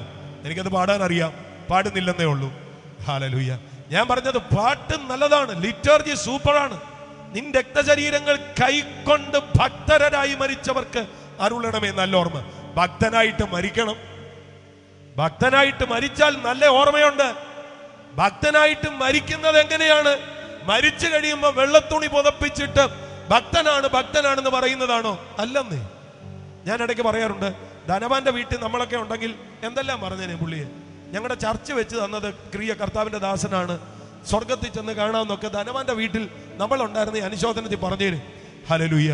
എന്റെ പ്രിയപ്പെട്ടവരെ, സ്തോത്രം. മരിച്ചു കഴിഞ്ഞിട്ട് ഭക്തനാണെന്ന് പറഞ്ഞാൽ സ്വർഗത്തിൽ പോകത്തില്ല. ഭക്തനായി മരിക്കണമെങ്കിൽ ഭക്തനായിട്ട് ജീവിക്കണം. ഭക്തനായി ജീവിക്കുന്നവന് മാത്രമേ ഭക്തനായി മരിക്കാൻ കഴിയത്തുള്ളൂ. അങ്ങനെ ഭക്തനായി മരിക്കുന്നവനാണ് മഹത്വം ഉദിക്കുമ്പോൾ നല്ല ഓർമ്മയുണ്ടാകുന്നത്. അല്ലാത്ത ഒരാൾക്കും നല്ല ഓർമ്മയുണ്ടാകത്തില്ല. അതുകൊണ്ട് പറയുന്നത്, കുഞ്ഞെ, യേശുവിനെ നിന്റെ ജീവിതത്തിൽ കർത്താവായി, യജമാനനായി, ഉടമസ്ഥനായി, രാജാവായി നീ സ്വീകരിക്കണം. അതിനൊരു ചെലവുമില്ല കേട്ടോ. ഇരിക്കുന്ന ഇരിപ്പിൽ യേശുവേ എൻ്റെ ഹൃദയത്തിൽ വരണമേ എന്ന് പറഞ്ഞാൽ മതി. എൻ്റെ ജീവിതം ഞാൻ അങ്ങേക്ക് സമർപ്പിക്കുന്നു എന്ന് പറഞ്ഞാൽ മതി. അവിടെ മുതൽ കാര്യം മാറും. യേശു നിങ്ങളുടെ അകത്തേക്ക് വരും. അവിടെയാണ് ദൈവരാജ്യം നിങ്ങളുടെ അകത്ത് സ്ഥാപിതമാകുന്നത്. അതുകൊണ്ട് കർത്താവ് പറയുന്നത്, ദൈവരാജ്യം സമീപിച്ചിരിക്കയാൽ മാനസാന്തരപ്പെടുവീൻ. ഇപ്പൊ മാനസാന്തരത്തിന്റെ ആവശ്യകത പുതിയ നിയമത്തിൽ എന്ത് എന്ന് ചോദിച്ചാൽ ദൈവരാജ്യം സമീപിച്ചിരിക്കുന്നു. ഈ പ്രവേശനത്തിന് മാനസാന്തരം ഉണ്ടായേ പറ്റും. ഹല്ലേലൂയ. കർത്താവിന്റെ പഠിപ്പിക്കലിൽ അടുത്തൊരു കാര്യം കൂടെ ഞാൻ പറയും. എന്റെ പ്രിയരെ, മാനസാന്തരം പറയാത്ത പ്രസംഗം വാസ്തവത്തിൽ സുവിശേഷ പ്രസംഗമല്ല. വേറെ എന്തെല്ലാം പറഞ്ഞാലും സുവിശേഷ പ്രസംഗത്തിൽ മാനസാന്തരം ഉണ്ടായിരിക്കണം. ഞാനത് തെളിയിക്കാം. ലൂക്കോസ് 24:47 അവന്റെ നാമത്തിൽ മാനസാന്തരവും പാപമോചനവും യെരൂശലേമിൽ തുടങ്ങി സകല ജാതികളിലും പ്രസംഗിക്കുകയും വേണം എന്നിങ്ങനെ എഴുതിയിരിക്കുന്നു. എല്ലായിടത്തും പ്രസംഗിക്കണം. എന്നാ പ്രസംഗിക്കണം? മാനസാന്തരം. അതുകൊണ്ടാണ് ഞാൻ പറഞ്ഞത്, ഈ മാനസാന്തരം പ്രസംഗിക്കാത്ത കൺവെൻഷൻ അല്ല. ഹല്ലേലൂയ. ഇത് പ്രസംഗിക്കപ്പെടേണ്ട കാര്യമാണ്. മത്തായി സുവിശേഷം 11:20 മാനസാന്തരമില്ലായ്മ കർത്താവ് ശാസിച്ച ഒരു കാര്യമാണ്. അവിടെ നമ്മൾ വായിക്കുന്നു, തന്റെ വീര്യപ്രവർത്തികൾ മിക്കതും നടന്ന പട്ടണങ്ങൾ മാനസാന്തരപ്പെടാകിയാൽ അവയെ ശാസിച്ചു തുടങ്ങി. ഖോരസീന, നിനക്ക് ഹാ കഷ്ടം. ബേത്സയിദയെ, നിനക്ക് ഹാ കഷ്ടം. നിന്നിൽ നടന്ന വീര്യപ്രവർത്തികൾ സോരിലും സീദോനിലും നടന്നിരുന്നുവെങ്കിൽ. ഹല്ലേലൂയ. വീര്യപ്രവർത്തികൾ നടന്ന പട്ടണങ്ങൾ മാനസാന്തരപ്പെടാകിയാൽ ശാസിച്ചു. അപ്പൊ വീര്യപ്രവർത്തി എന്തിനാണ്? മാനസാന്തരത്തിന്. രോഗസൗഖ്യം കിട്ടിയിട്ടുള്ളവർ മാത്രമാ കരവൊന്ന് ഉയർത്തിക്കുക. രോഗസൗഖ്യം കിട്ടിയിട്ടുള്ള സ്തോത്രം. ചിലർക്കൊക്കെ രോഗസൗഖ്യമേ കിട്ടിയിട്ടില്ല. കോവിഡാനന്തര കാലത്ത് ജീവിച്ചിരിക്കുന്നവർക്ക് അത് പറയാനേ പറ്റില്ല. നമ്മളെല്ലാം രോഗസൗഖ്യം കിട്ടിയവരാ. അയ്യോ സ്തോത്രം. ചത്തുപോകുമെന്ന് ചിന്തിച്ച എത്രയോ ഇടങ്ങളുണ്ടല്ലേ. ആമേൻ. മാനസാന്തരം. ഹല്ലേലൂയ. എന്റെ പ്രിയപ്പെട്ടവരെ, രോഗസൗഖ്യം കിട്ടിയവർക്ക് ഉണ്ടാകേണ്ട ഒരു കാര്യം അവിടെ നമ്മൾ വായിക്കുന്നു, തന്റെ വീര്യപ്രവർത്തികൾ മിക്കതും നടന്ന പട്ടണങ്ങൾ മാനസാന്തരപ്പെടാകിയാൽ അവയെ ശാസിച്ചു. അപ്പോ വീര്യപ്രവർത്തി കർത്താവ് ചെയ്തത് താൻ ഒരു മിറക്കിൾ വർക്കർ ആണെന്ന് തെളിയിക്കാൻ വേണ്ടിയല്ല. അത് പ്രാപിക്കുന്നവന് മാനസാന്തരം ഉണ്ടാകണമെന്ന് ഓർത്ത. ഹല്ലേലൂയ. സ്തോത്രം. ഞങ്ങളുടെ ഒരു പാസ്റ്റർ ഉണ്ട്, ഒരു senior pastor, pastor KV Joykutty. ഇവിടെ ഇരിക്കുന്ന ചിലർക്കറിയാമായിരിക്കും. KV ജോയിക്കുട്ടി പാസ്റ്ററുടെ അമ്മാമ്മയുടെ തലയിൽ ഒരു തേങ്ങ വീണു.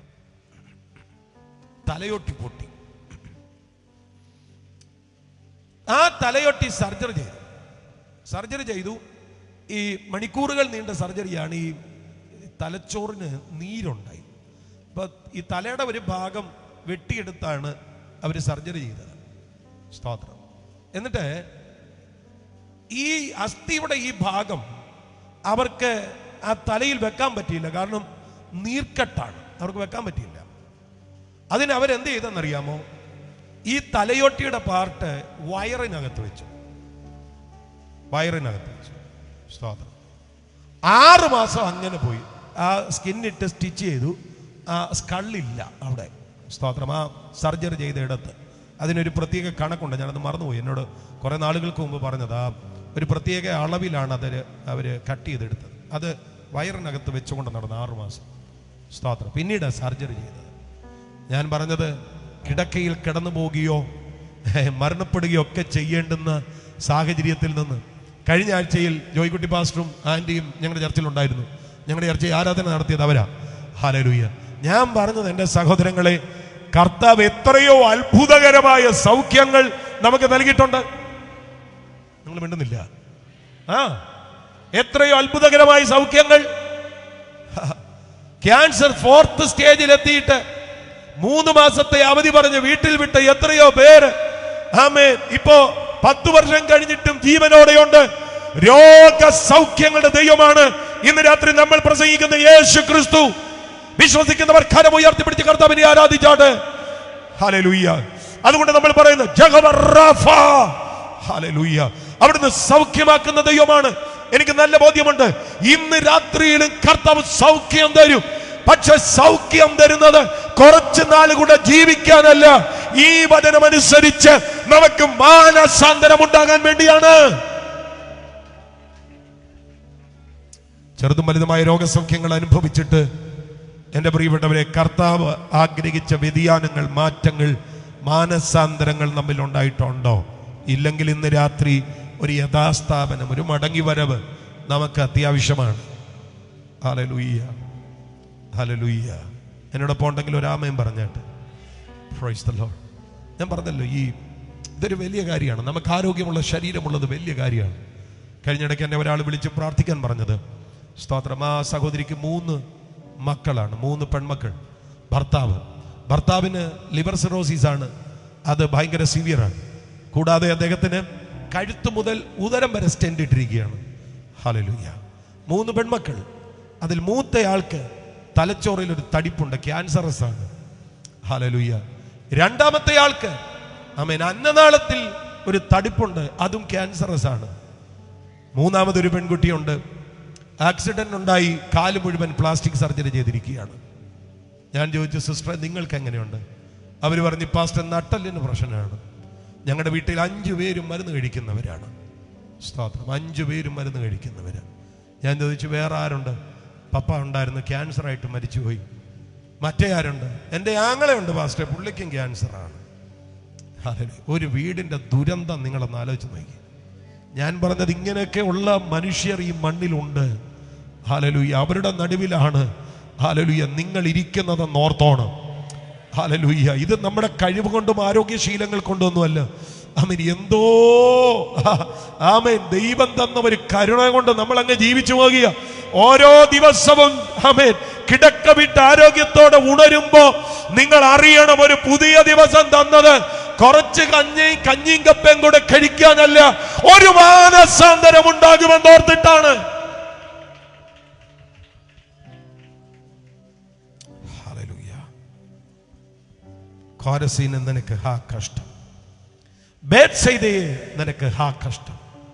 നിന്നിൽ നടന്ന വീര്യപ്രവർത്തികൾ സോരിലും സീദോനിലും നടന്നിരുന്നുവെങ്കിൽ അവർ പണ്ട് തന്നെ മാനസാന്തരപ്പെടുമായിരുന്നു.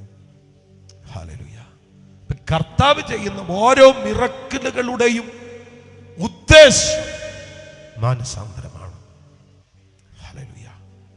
എന്റെ പ്രിയരെ, കർത്താവിന്റെ പ്രഥമ ആഗമനോദ്ദേശം തന്നെ മാനസാന്തരം എന്നുള്ള ഒരു കാര്യത്തിന് വേണ്ടിയാണ്. ഞാൻ വെറുതെ പറഞ്ഞല്ല, ബൈബിൾ അങ്ങനെ പറയുന്നു. ലൂക്കോസ് 5:32, ഞാൻ നീതിമാന്മാരെ അല്ല പാപികളെ എത്രയേ മാനസാന്തരത്തിന് വിളിപ്പാൻ വന്നിരിക്കുന്നത് എന്ന് ഉത്തരം പറഞ്ഞു. കർത്താവ് പറഞ്ഞു, ഞാൻ കുറെ നീതിമാന്മാരെ വിളിക്കാൻ വന്നതല്ല, ഞാൻ പാപികളെ വിളിക്കാൻ വന്നത്. അതാ പറഞ്ഞു, അവിടുത്തെ ആഗമനോദ്ദേശം മാനസാന്തരം ആണ്. ഹല്ലേലൂയ. സ്തോത്രം. നമ്മൾ ഈ ലൂക്കോസ് 15 കാണാതെ പോയ ആടിനെ കണ്ടുകിട്ടുന്നതിനെ കുറിച്ച് വായിക്കുന്നുണ്ട്. അങ്ങനെ തന്നെ മാനസാന്തരം കൊണ്ട് ആവശ്യമില്ലാത്ത 99 നീതിമാന്മാരെ കുറിച്ച് ഉള്ളതിനേക്കാൾ മാനസാന്തരപ്പെടുന്ന പാപിയെ കുറിച്ച് സ്വർഗത്തിൽ അധികം സന്തോഷം ഉണ്ടാകും. സ്വർഗത്തിന്റെ സന്തോഷം ഒരുവന്റെ മാനസാന്തരമാണ്. ഹല്ലേലൂയ. ദൂതന്മാരുടെ സന്തോഷം ഒരുവന്റെ മാനസാന്തരമാണ്. ലൂക്കോസ് 15:10. അങ്ങനെ തന്നെ മാനസാന്തരപ്പെടുന്ന ഒരു പാപിയെ കുറിച്ച് ദൈവദൂതന്മാരുടെ മധ്യേ സന്തോഷം ഉണ്ടാകും. സ്വർഗത്തിന്റെ സന്തോഷം മുഴുവൻ ഈ മാനസാന്തരമാണ്. പക്ഷെ ഞാൻ നിങ്ങളോട് പറയാം, റെജിപ്പാസ്റ്റ് എത്ര ഭംഗിയായി മാനസാന്തരം വിവരിച്ചാലും മാനസാന്തരപ്പെടാത്ത ഒരു കൂട്ടമുണ്ട്. ഹല്ലേലൂയ. നല്ല ശബ്ദമാണ് കേട്ടോ, നല്ല സൗണ്ട് സിസ്റ്റം. ഞാൻ വന്നപ്പോഴേ ജോൺസനോട് ചോദിച്ചു, ആരാണ് സൗണ്ട് എന്നൊക്കെ. അപ്പം എന്നോട് പറഞ്ഞു, നല്ല സൗണ്ടാ, കുഴപ്പമില്ല, നല്ല സൗണ്ടാ, കുഴപ്പമില്ല. ഹല്ലേലൂയ. സ്തോത്രം. ഇതെല്ലാം നന്നായി ഒരുക്കിയാലും, നല്ല ക്വയറിനെ വിളിച്ചു നിർത്തി പാടിച്ചാലും, എത്ര നന്നായി പ്രസംഗിച്ചാലും മാനസാന്തരപ്പെടാത്ത ഒരു കൂട്ടരുണ്ട്. അവരോട് ഇന്ന് രാത്രി കർത്താവിന് ചോദിക്കാനുള്ള ഒരു ചോദ്യമുണ്ട്. അത് റോമാലേഖനത്തിൽ നിന്ന്, അല്ല ദൈവത്തിന്റെ ദയ നിന്നെ മാനസാന്തരത്തിലേക്ക് നടത്തുന്നു എന്നറിയാതെ അവന്റെ ദയ, ക്ഷമ, ദീർഘക്ഷാന്തി എന്നിവയുടെ ഐശ്വര്യം നീ നിരസിക്കുന്നുവോ? ഇന്ന് രാത്രി ഇത്രയും പറഞ്ഞിട്ടു പെന്തക്കോസ്തുകാരുടെ നമ്പരാ ഇതൊക്കെ എന്ന് പറഞ്ഞിരിക്കുന്ന കൊച്ചമ്മേ, ഇന്ന് രാത്രി നിങ്ങളോടൊരു ചോദ്യമുണ്ട്. ദൈവത്തിന്റെ ദയ നിന്നെ മാനസാന്തരത്തിലേക്ക് നടത്തുന്നു എന്നറിയാതെ, ദൈവം നിന്നെ തിരിച്ചു പിടിക്കാനാണ് ഈ ദൂത് പറയുന്നതെന്നറിയാതെ, ദൈവത്തിന്റെ ദയ, ക്ഷമ, ദീർഘക്ഷാന്തി എന്നിവയുടെ ഐശ്വര്യം നീ നിരസിക്കുന്നുവോ? ഇന്ന് രാത്രി നിരസനമല്ല, ഈ രാത്രി മാനസാന്തരമാണ് ആവശ്യം. പാപത്തോട്, പാപപ്രകൃതങ്ങളോട് ഗുഡ് ബൈ പറഞ്ഞ് മാനസാന്തരത്തിലേക്ക് തിരിഞ്ഞു വരിക. ഇതാണ് ഈ രാത്രി കർത്താവ് ആവശ്യപ്പെടുന്നത്. ഞാൻ ഒരു കാര്യം പറയാം. മാനസാന്തരപ്പെടുവാൻ ദൈവം ആഗ്രഹിക്കുന്ന സമയത്ത് മാനസാന്തരപ്പെടാൻ കഴിയണം കേട്ടോ. അല്ലെങ്കിൽ ചിലപ്പോൾ നിങ്ങൾ ആഗ്രഹിച്ചാൽ പോലും മാനസാന്തരപ്പെടാൻ കഴിഞ്ഞു എന്ന് വരില്ല. ഹല്ലേലൂയ. മാനസാന്തരപ്പെടാൻ അവസരം ഉണ്ടാകുമ്പോൾ മാനസാന്തരപ്പെടണം. ഈ പ്രസംഗം തുടങ്ങിയതിന് ശേഷം 2 പ്രാവശ്യം മഴ വന്ന് പെയ്തു പോയി. ഹല്ലേലൂയ. ഇന്ന് രാത്രി ഞാൻ പറയാൻ പ്രിയപ്പെട്ടവരെ, എന്നിട്ടും ഹല്ലേലൂയ, ഈ ദൂത് ഇവിടെ പുറപ്പെടുന്നതും ഈ മഴ മാറുന്നതും നിങ്ങൾ ഈ ദൂത് കേൾക്കാൻ തന്നെയാണ്. വേറൊരു കാര്യം ഇതിന്റെ പിന്നിലില്ല. ഇതിവിടെ കേൾക്കണമെന്ന് ദൈവം ആഗ്രഹിക്കുന്നു. ഹല്ലേലൂയ. കാരണം ചിലർ ഇന്ന് രാത്രി മടങ്ങി വരാൻ ദൈവം പ്ലാൻ ചെയ്തിരിക്കുകയാണ്. ഇത് നിങ്ങൾക്കുള്ള സമയമാണ്. നമ്മൾ വായിക്കുന്നില്ലേ, ഇപ്പോഴാകുന്നു രക്ഷാദിവസം, ഇപ്പോഴാകുന്നു സുപ്രസാദകാലം. ഇന്ന് രാത്രി മടങ്ങി വരാൻ ദൈവം നിന്റെ മുമ്പിൽ തുറന്നു വെക്കുന്ന സമയമായത്. എന്നിട്ടും മടങ്ങി വരാൻ, മാനസാന്തരത്തിലേക്ക് വരാൻ, ജീവിതത്തെ സമർപ്പിക്കാൻ കഴിയില്ലെങ്കിൽ ചിലപ്പോൾ നിങ്ങൾ ആഗ്രഹിച്ചാൽ പോലും കഴിഞ്ഞു എന്ന് വരത്തില്ല. എബ്രായ ലേഖനം 12:17 നമ്മൾ വായിക്കുന്നുണ്ട്. അവൻ പിന്നത്തേതിൽ അനുഗ്രഹം ലഭിപ്പാൻ ആഗ്രഹിച്ച് കണ്ണുനീരോടുകൂടി അപേക്ഷിച്ചിട്ടു തള്ളപ്പെട്ടു, മാനസാന്തരത്തിന് ഇട കണ്ടില്ല എന്ന് നിങ്ങൾ അറിയുന്നില്ല. മോളെ അതൊന്ന് വായിക്കണേ. കാരണം ഞാൻ തന്നെ ഇങ്ങനെ പറഞ്ഞു പോകുന്നത് കൊണ്ട് ഇതൊക്കെ എഴുതിയിട്ടുള്ളതാണോ എന്നൊരു സംശയം ആർക്കെങ്കിലും ഒക്കെ ഉണ്ടാകാനുള്ള സാധ്യതയുണ്ട്. അതുകൊണ്ട് എബ്രായ ലേഖനം 12:17 അങ്ങനെ തന്നെയാണ് എഴുതിയിരിക്കുന്നത് എന്നൊന്ന് അറിയാൻ വേണ്ടി വായിക്കാൻ പറഞ്ഞതേ ഉള്ളൂ. നമ്മുടെ യോഗങ്ങൾക്ക് ബൈബിൾ കൊണ്ട് വരത്തില്ല, വന്ന തുറക്കുകയില്ല, തുറക്കേണ്ട തുറക്കത്തില്ല, അതൊക്കെ നമ്മുടെ ഒരു ശീല. സ്തോത്രം. അതുകൊണ്ടൊന്ന് വായിച്ച് കേട്ടേക്കാം. എബ്രായർ 12:17. അവൻ പിന്നത്തേതിൽ അനുഗ്രഹം ലഭിപ്പാൻ ആഗ്രഹിച്ച് കണ്ണുനീരോട് കൂടെ അപേക്ഷിച്ചിട്ടും തള്ളപ്പെട്ട് മാനസാന്തരത്തിന് ഇട കണ്ടില്ല എന്ന് നിങ്ങൾ അറിയുന്നുവല്ലോ. ഞാൻ തന്ന ബൈബിളാണോ? അല്ലല്ലോ. ഞാൻ കൊടുത്ത ബൈബിളൊന്നുമല്ല. നിങ്ങളുടെ എല്ലാവരുടെയും ബൈബിൾ ഇങ്ങനെ തന്നെ എഴുതിയിരിക്കുന്നത്. പിന്നത്തേതിൽ മാനസാന്തരത്തിനായിട്ട് കണ്ണുനീരോടുകൂടെ അപേക്ഷിച്ചു, പക്ഷേ മാനസാന്തരത്തിന് ഇട കണ്ടില്ല, തള്ളപ്പെട്ടു. അതുകൊണ്ടാണ് പറഞ്ഞു, ചിലപ്പോ ആഗ്രഹിച്ചാൽ പോലും നടന്നു എന്ന് വരത്തില്ല. ഹല്ലേലൂയ. സ്തോത്രം. ആ വാക്യം മാത്രമല്ല കേട്ടോ, ഒരു വാക്യം കൂടെ വായിച്ചുതരാം. എബ്രായ ലേഖനത്തിൽ തന്നെ 6-ാമത്തെ വാക്യം. എബ്രായ ലേഖനം 6-ാമത്തെ വാക്യം. പിന്നീട് ചിലപ്പോൾ ആഗ്രഹിച്ചാൽ നടക്കത്തില്ലേ, ഇപ്പോ ഇതാ സമയം. വായിച്ചു. 6 തങ്ങൾക്ക് തന്നെ ദൈവപുത്രനെ വീണ്ടും ക്രൂശിക്കുന്നവരും അവന് ലോകാപവാദം വരുത്തുന്നവരും ആകകൊണ്ട് അവരെ പിന്നെയും മാനസാന്തരത്തിലേക്ക് പുതുക്കുവാൻ കഴിവുള്ളതല്ല. അതുകൊണ്ടാണ് ഞാൻ പറഞ്ഞത്, മാനസാന്തരപ്പെടുവാൻ ദൈവം ആഗ്രഹിക്കുമ്പോൾ യുവാവേ, നീ അതിനായി സറണ്ടർ ആകണം. ഞാൻ പറയും, ഒരു ദോഷം വരത്തില്ല. ബൈബിളിൽ ചോദിക്കുന്ന ചരിത്ര പ്രസിദ്ധമായൊരു ചോദ്യമുണ്ട്. നീതിമാനായി മുടിഞ്ഞുപോയവൻ ആരുള്ളൂ? രക്ഷിക്കപ്പെട്ടവരോട് ഞാൻ ചാലഞ്ച് ചെയ്ത് ചോദിക്കട്ടെ, രക്ഷിക്കപ്പെട്ടിട്ട് നിങ്ങൾക്ക് വല്ല ദോഷം ഉണ്ടായോ? മിണ്ടുന്നില്ല. പറ. ഇല്ല. രക്ഷിക്കപ്പെട്ടിറങ്ങിയപ്പോ നിന്റെ പെൺപിള്ളാരെയും കൊണ്ട് നീ എന്തോ ചെയ്യടാ? നീ ചിരട്ടയെടുത്ത് തെണ്ടുന്നത് ഞങ്ങൾ കാണുമടാ എന്ന് പറഞ്ഞ നമ്മുടെ വീട്ടിലെ കുറച്ച് മൂത്ത അച്ചാച്ചന്മാരൊക്കെ ഉണ്ടായിരുന്നു. തെണ്ടിയോ? പറ.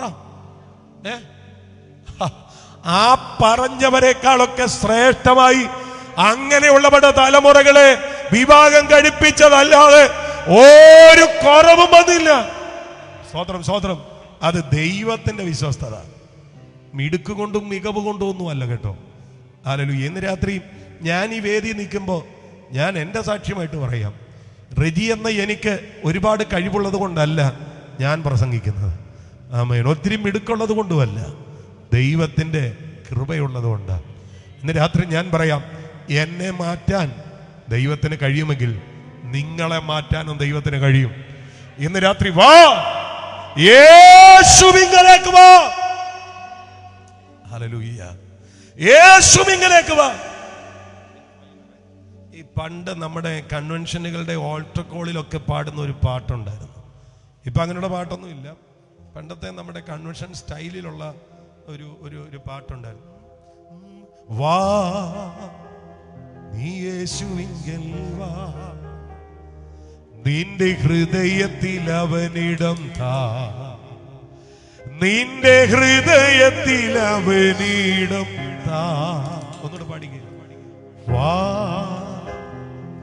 നീ യേശുവിങ്കൽ വാ, നിന്റെ ഹൃദയത്തിൽ അവനിടം താ, നിന്റെ ഹൃദയത്തിൽ അവനിടം താ. ഈ രാത്രി കർത്താവ് വിളിക്കുക, വാ യേശുവിങ്കലേക്ക് വാ. ഹല്ലേലൂയ. ഹൃദയത്തിൽ കർത്താവിന് ഇടം കൊടുക്ക്. മാനസാന്തരത്തിലേക്ക് ഇന്ന് രാത്രി കർത്താവിന്റെ ആത്മാവ് ക്ഷണിക്കുന്നു. വരിക എന്ന് ആത്മാവ് പറയുന്നു, വരിക എന്ന് മണവാട്ടി പറയുന്നു. ദാഹിക്കുന്നവൻ വരട്ടെ, വരിക.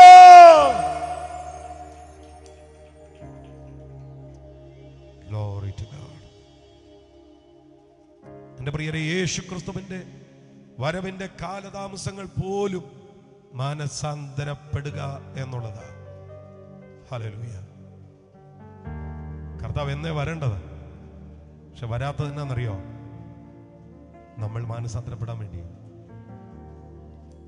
2 പത്രോസ് ലേഖനം 3:9 വായിക്കുന്നു, ചിലർ താമസമെന്ന് വിചാരിക്കുന്നത് പോലെ കർത്താവ് തന്റെ വാഗ്ദത്തം നിവർത്തിപ്പാൻ താമസിക്കുന്നില്ല.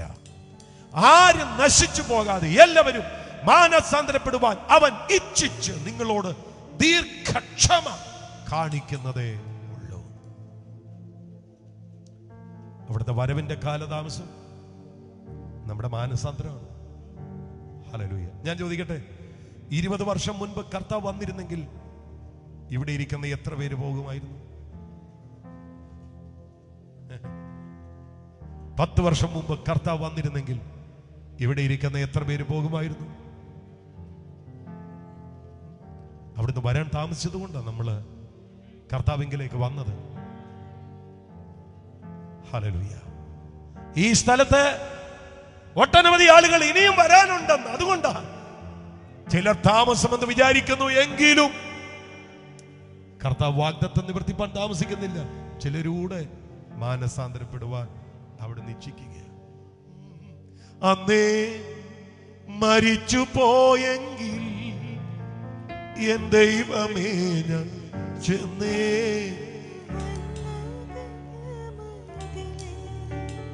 അന്നേ മരിച്ചു പോയെങ്കിൽ എൻ ദൈവമേ ഞാൻ ചെന്നേ, വന്നരകമതിൽ തന്നു നിൻ കൃപദാനം ഇന്നും ജീവിച്ചിടുവാൻ, തന്നു നിൻ കൃപദാനം ഇന്നും ജീവിച്ചിടുവാൻ, നിന്നാത്മ ശക്തിയാലെ നിത്യം നടത്തേണമേ, നിന്നാത്മ ശക്തിയാലെ നിത്യം നടത്തേണമേ. അന്നേ മരിച്ചു പോയെങ്കിൽ എൻ ദൈവമേ ഞാൻ ചെന്നേ, വന്നരകമതിൽ. അന്ന് നെഞ്ച് നടുവേ വെട്ടിക്കീറി സർജറി ചെയ്ത് ഐസിയുവിൽ കിടന്ന ആ ദിവസം മരിച്ചു പോയിരുന്നെങ്കിൽ നരകത്തിൽ ചെന്നനും. കേട്ടോ, മരിക്കാഞ്ഞത് കൊണ്ടാണ് എന്ന് ഈ ദൂത് കേൾക്കാൻ ഇവിടെ വന്നിരിക്കുന്നത്. അതുകൊണ്ടാണ് പാട്ടുകാരൻ പാടുന്നത്, അന്നേ മരിച്ചു പോയെങ്കിൽ കർത്താവിന്റെ വരവിന്റെ കാലതാമസം കൊണ്ട് നമുക്ക് ഈ കൃപയിലേക്ക് വരാൻ. സഭ പ്രാർത്ഥിച്ച ഒറ്റ പ്രാർത്ഥന, ആമേൻ കർത്താവ് യേശുവേ വരണമെന്നുള്ളതാണ്. ഹല്ലേലൂയ. സഭയുടെ പ്രാർത്ഥന 46,000 സ്ക്വയർ ഫീറ്റ് വലിപ്പമുള്ള വമ്പൻ ബിൽഡിംഗ് അല്ല. സഭയുടെ പ്രാർത്ഥന യേശുവേ വരണമേ. ഇന്ന് രാത്രിയിലും ആശീർവാദം പറഞ്ഞ് ഇവിടെ നിർത്തുമ്പോ പറയാൻ പോകുന്ന വാക്ക്, ആമേൻ. കർത്താവായ യേശുവേ വരണമേ. ഹല്ലേലൂയ. എന്നിട്ടും എന്തേ വൈകുന്നത്? ഇന്നലെ പറഞ്ഞില്ലേ അത്? ഇന്ന് ഉച്ചയ്ക്ക് പറഞ്ഞില്ലേ അത്? ഇന്ന് വൈകിട്ടും പറയില്ലേ? ഹല്ലേലൂയ. ഇത് റിവൈവൽ ചർച്ചിൽ പറഞ്ഞ കാര്യമാണ് പറയുന്നത്. ഈ ദേവദാസന്മാരല്ല ഇത് പറഞ്ഞവരാ, ഞാനും പറഞ്ഞിട്ടാ വന്നത്. ഹല്ലേലൂയ, സ്തോത്രം. കഴിഞ്ഞ 10 ദിവസം ഞങ്ങളുടെ ചർച്ചിൽ ഫാസ്റ്റിംഗ് ആയിരുന്നു. ഇന്നാ തീർന്നേ. കഴിഞ്ഞ 10 ദിവസവും ആമേൻ ഞങ്ങളിത് പറഞ്ഞുകൊണ്ടിരിക്കുകയായിരുന്നു. ആമേൻ കർത്താവേ യേശുവേ. അങ്ങനെ സഭയുടെ പ്രാരംഭകാലം തൊട്ട് ഇന്നു വരെ ഇത് പറഞ്ഞു വരികയായിരുന്നു. പക്ഷെ അവിടുന്ന് ഇന്നും വന്നിട്ടില്ല. ചിലരൂടെ മാനസാന്തരപ്പെടണമെന്ന് ആഗ്രഹിക്കുന്നത് കൊണ്ട്. ഇനി ആരെങ്കിലും പറയുക, നേരത്തെയൊക്കെ വിശ്വാസത്തിലേക്ക് വന്ന ആരെങ്കിലും പറയുക, സ്തോത്രം, ദേശത്തിനുള്ള ദൂത അച്ഛാ, നിങ്ങളോടും കൂടെ ഉള്ള ദൂത കേട്ടോ. ഞങ്ങൾ 20 വർഷം മുമ്പ് രക്ഷിക്കപ്പെട്ടത്, എന്നോടല്ല, പുതുതായിട്ട് അച്ഛാ നിങ്ങളോടും ഉള്ളതാ. ഈ പ്രസംഗിക്കുന്ന എന്നോടും ഉള്ളതാ. യേശു ക്രിസ്തുവിന്റെ മടങ്ങി വരവിങ്കൽ എടുക്കപ്പെടാൻ നമ്മളിൽ ഉണ്ടാകേണ്ടുന്ന മിനിമം യോഗ്യത മാനസാന്തരമാണ്. വെളിപ്പാട് പുസ്തകം 2-ാം അധ്യായത്തിന്റെ 21-ാമത്തെ വാക്യത്തിൽ നമ്മളത് വായിക്കുന്നുണ്ട്. ഞാൻ വരികയും നിന്നെ മാനസാന്തരപ്പെടാത്തവനായി കാണുകയും ചെയ്താൽ നിന്റെ നീലവിളക്ക് അതിന്റെ നിലയിൽ നിന്ന് ഞാൻ നീക്കിക്കളയും. ഹല്ലേലൂയ. കേട്ടോ കേട്ടോ, ഞാൻ വരികയും നിന്നെ മാനസാന്തരപ്പെടാത്തവനെ കാണുകയും ചെയ്താൽ, വെളിപ്പാട് 2:5, ഞാൻ വരികയും നിന്നെ മാനസാന്തരപ്പെടാത്തവനെ കാണുകയും ചെയ്താൽ. 2005 എനിക്ക് എന്നെ മാനസാന്തരമായിരുന്നെന്ന് അറിയാമോ? ഒന്നും നടക്കുകയല്ല സുഹൃത്തെ. ഇപ്പൊ വല്ല ഉണ്ടോ? 2024 ജൂലൈ മാസം 14-ാം തീയതി 9 മണിയായ സമയത്ത് മാനസാന്തരം ഉണ്ടോ? ഇപ്പൊ കർത്താവ് വന്ന് പോകുമോ? ഇപ്പൊ ഉണ്ടോ? 2000 ഉണ്ടായിരുന്നു, നടക്കുകയല്ല. ഇപ്പൊ ഉണ്ടോ? സ്തോത്രം. ഹല്ലേലൂയ. മാനസാന്തരമുണ്ടെങ്കിൽ മാത്രമേ ഈ മണ്ണിൽ നിന്ന് നമുക്ക് എടുക്കപ്പെടാൻ കഴിയത്തുള്ളൂ. അതുകൊണ്ട് ഈ രാത്രി ഈ സന്ദേശം കേൾക്കുന്ന മുഴുവൻ ആളുകളും അറിയണം, നമുക്ക് മാനസാന്തരം ഉണ്ടാകണം. തുടക്ക ദിവസത്തിലല്ല, ഓരോ ദിവസവും, ഓരോ ദിവസവും, ഓരോ നിമിഷവും നമുക്ക് മാനസാന്തരം ഉണ്ടാകണം. എത്ര പേർ പ്രാർത്ഥിക്കും? എത്ര പേർ പ്രാർത്ഥിക്കും? എത്ര പേർ പ്രാർത്ഥിക്കും? ദയവായി ആ കണ്ണുകളെല്ലാം ഒന്ന് അടച്ചാട്ട്, അതരങ്ങളെല്ലാം ദൈവം ഭാഗ്യ ഒന്ന് തുറന്നാട്ട്. ചില മിനിറ്റുകൾ ഒരുമിച്ചൊന്ന് പ്രാർത്ഥിച്ചേ, ഒരുമിച്ചൊന്ന് പ്രാർത്ഥിച്ചേ, ഒരുമിച്ചൊന്ന് പ്രാർത്ഥിച്ചേ. കർത്താവേ, ആ ഒരു അനുഭവത്തിലേക്ക് എന്നെ നയിക്കണേ. എന്റെ ജീവിതത്തെ ആടി മൂടി ഒന്ന് പണിയണമേ. എത്ര പേര് പ്രാർത്ഥിക്കും? എത്ര പേര് പ്രാർത്ഥിക്കും? എത്ര പേര് പ്രാർത്ഥിക്കും? വേഗം വായി തുറക്ക്, വേഗം വായി തുറക്ക്. അടിയനിതാ ദേവാ, അടിയനിതാ ദേവാ. പാടുക. അടിയനിതാ ദേവാ, അടിയനിതാ. ഒരുമിച്ച് പാടിക്കേ ഒരിക്കൽ കൂടെ. അടിയനിതാ ദേവാ, അടിയനിതാ ദേവാ, അടിയനിതാ ദേവാ, അടിയനിതാ. ഒരിക്കൽ കൂടെ പാടുകയെ. അടിയനിതാ, അടിയനിതാ ദേവാ, അടിയനിതാ, അടിയനിതാ ദേവാ, ഓ അടിയനിതാ ദേവാ, യെസ് യെസ്. അടിയനിതാ. ആ പാട്ട് പാടിക്കൊണ്ടിരിക്കുമ്പോൾ തന്നെ എല്ലാവരും എഴുന്നേറ്റ് നിന്നാൽ, ഓ അടിയനിതാ. എല്ലാ പ്രിയപ്പെട്ടവരും എഴുന്നേറ്റ് നിന്നാട്ടെ. എത്രത്തോളം ഹൃദയപൂർവമായി ഇന്ന് രാത്രി പ്രാർത്ഥിക്കാമോ? അത്രത്തോളം ഹൃദയപൂർവമായി.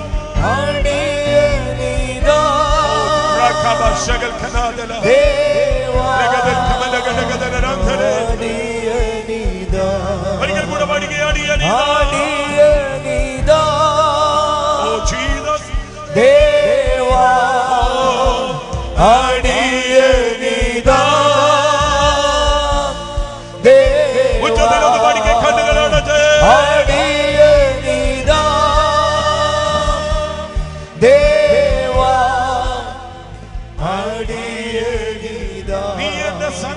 സങ്കേതം, നീ എന്റെ സങ്കേതം.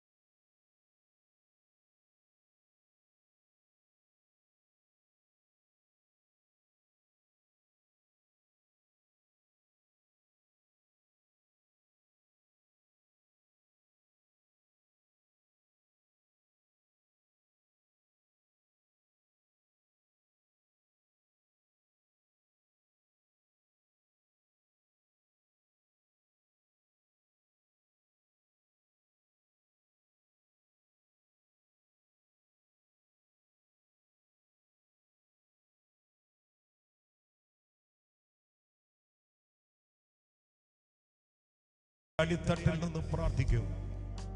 കർത്താവേ, എൻ്റെ ജീവിതത്തെ ഞാൻ ഒരിക്കൽ കൂടി സമർപ്പിക്കുന്നു, ഒരിക്കൽ കൂടെ സമർപ്പിക്കുന്നു.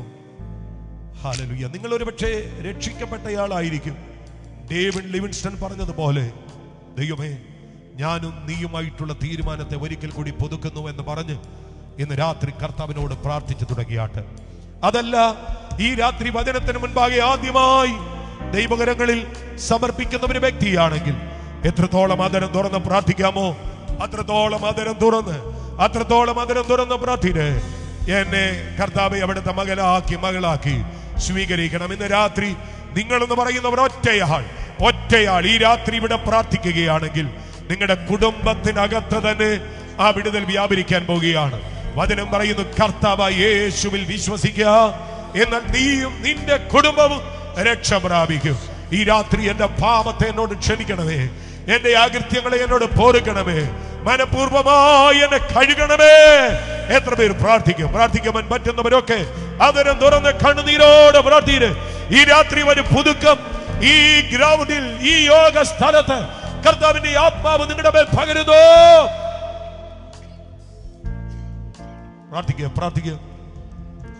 പ്രാർത്ഥിക്കുക. ഈ ടെന്റിന്റെ ഒരറ്റം മുതൽ മങ്ങേയറ്റം വരെ, അങ്ങ് ഏറ്റവും ബായ്ക്കൽ വരെ ഒരുപോലെ പ്രാർത്ഥന ഉയരട്ടെ.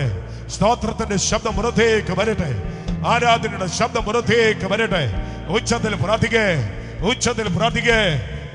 പ്രാർത്ഥിക്കേ, ആത്മാവിൽ പ്രാർത്ഥിക്കേ, ശബ്ദം ഉയർത്തി പ്രാർത്ഥിക്കേ, നിറവോടെ പ്രാർത്ഥിക്കേ, നിയോഗത്തോടെ പ്രാർത്ഥിക്കേ, അഭിഷേകത്തോടെ പ്രാർത്ഥിക്കേ.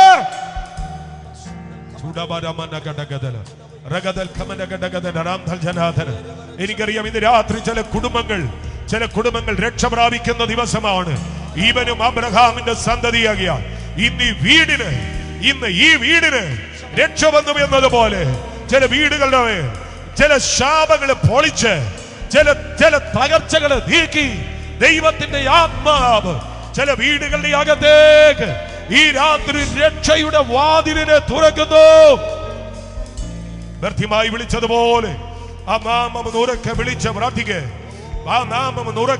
പ്രാർത്ഥിക്കേ. യേശുവേ, ദാവീദ് പുത്ര, എന്നോട് കരുണ തോന്നണമേ. വേഗം പ്രാർത്ഥിക്കേ. യേശുവേ, ദാവീദ് പുത്ര, എന്നോട് കരുണ തോന്നണേ. ഈ രാത്രി ഹൃദയം മുഴുവൻ തുറക്ക്. ഈ രാത്രി ദൈവ സാന്നിധ്യം ഈ ടെന്റിന്റെ കീഴിൽ അതിശക്തിയോടെ വ്യാപരിക്കട്ടെ. യേശുവിന്റെ നാമത്തിൽ ഈ രാത്രി നിങ്ങൾ അങ്ങനെ സമർപ്പിച്ച് തുടങ്ങുന്നുവെങ്കിൽ നിങ്ങൾക്കെതിരെ നിൽക്കുന്ന ചില പൈശാചിക മണ്ഡലങ്ങളെ ഇന്ന് രാത്രി ഇറങ്ങി നിൽക്കുന്ന ദൈവത്തിന്റെ ദൂതന്മാർ വെട്ടിക്കളയുന്നു. വെട്ടിക്കളയുന്നു ചില മന്ത്ര താന്ത്രിക ശക്തികൾ, ചില ശാപങ്ങൾ, ചില പാരമ്പര്യത്തിന്റെ കെടുതികൾ ഈ രാത്രി തകർക്കപ്പെടുന്നു. ഈ രാത്രി തകർക്കപ്പെടുന്നു. വിശ്വസിക്കുന്നവർ കരങ്ങൾ അടിച്ച് ആത്മനിറവിൽ ആരാധിക്ക്. യേശുവിന്റെ നാമത്തിൽ നീണ്ട നാളുകളായ ഒരു പരിഹാരം അന്വേഷിക്കുന്നു, നീണ്ട നാളുകളായ ഒരു മാറ്റം പ്രതീക്ഷിക്കുന്നു. എന്നാൽ ഇന്ന് രാത്രി ദൈവത്തിന്റെ ആത്മാവ് നിന്റെ മുൻപിൽ ആ മാറ്റത്തെ തുറന്നു തരുന്നു. ആ മാറ്റത്തെ തുറന്നു തരുന്നു. ആ മാറ്റത്തെ തുറന്നു തരുന്നു. എത്ര പേർ ആത്മാവിൽ പ്രാർത്ഥിക്കും? യേശുവിന്റെ നാമത്തിൽ ഇടത്തും വലത്തും മുൻപിലും പിൻപിലും നിൽക്കുന്നവർ നിൽക്കട്ടെ. ഈ രാത്രി ഹൃദയം മുഴുവൻ ദൈവത്തിലേക്ക് ഏകാഗ്രമാക്കി കണ്ണുനീരോട് നിലവിളിക്ക്. ഈ രാത്രി ചില വിടുതലുകൾ ദൈവത്തിന്റെ ആത്മാവ് തുറക്കുന്നു. നിങ്ങൾക്ക് മാത്രമല്ല, നിങ്ങളുടെ തലമുറയിൽ, നിങ്ങളുടെ കുടുംബത്തിൽ, നിങ്ങളുടെ ആത്മീക വിഷയത്തിൽ മാത്രമല്ല, നിങ്ങളുടെ ഭൗതിക വിഷയത്തിൽ, ഓ അഭിഷക്തനെ, നിന്റെ മിനിസ്ട്രിയിൽ ഞാൻ ആത്മാവിൽ നിയോഗത്തോട് ദൂത് പറയാം. ചില ബ്ലോക്കുകള് വാഗ്ദത്തങ്ങളുണ്ട്, ആലോചനകളുണ്ട്, ദൈവിക പദ്ധതികളുണ്ട്. പക്ഷെ എവിടെയോ തടയപ്പെടുന്നത് പോലെ ഇന്ന് രാത്രി ദൈവത്തിന്റെ ആത്മാവ് അതിനെ നിന്റെ മുൻപിൽ നിന്ന് നീക്കുന്നു. ശെരുബ്ബാബേലിന്റെ മുൻപിലുള്ള മഹാപർവ്വതമേ, നീ സമഭൂമിയാകും. ഈ രാത്രി ചിലത് സമഭൂമിയാകുന്നത് പോലെ ദൈവകൃപയോടെ ആരാധിക്കേ. ഈ രാത്രി ചില ശരീരങ്ങളുടെ മേൽ യേശുവിന്റെ നാമത്തിന്റെ ശക്തി വ്യാപരിച്ചു തുടങ്ങട്ടെ. ചില സർജറികൾ മാറട്ടെ. ചില രോഗങ്ങൾ യേശുവിന്റെ നാമത്തിൽ സൗഖ്യമാകട്ടെ. ചില വാതിലുകൾ തുറന്നു വരട്ടെ. ചിലരുടെ തലമേൽ ഈ രാത്രി തങ്ക കിരീടങ്ങൾ വെക്കുന്നത് പോലെ, ചില റിജക്ഷനുകൾ പൊളിയുന്നത് പോലെ ദൈവമഹത്വം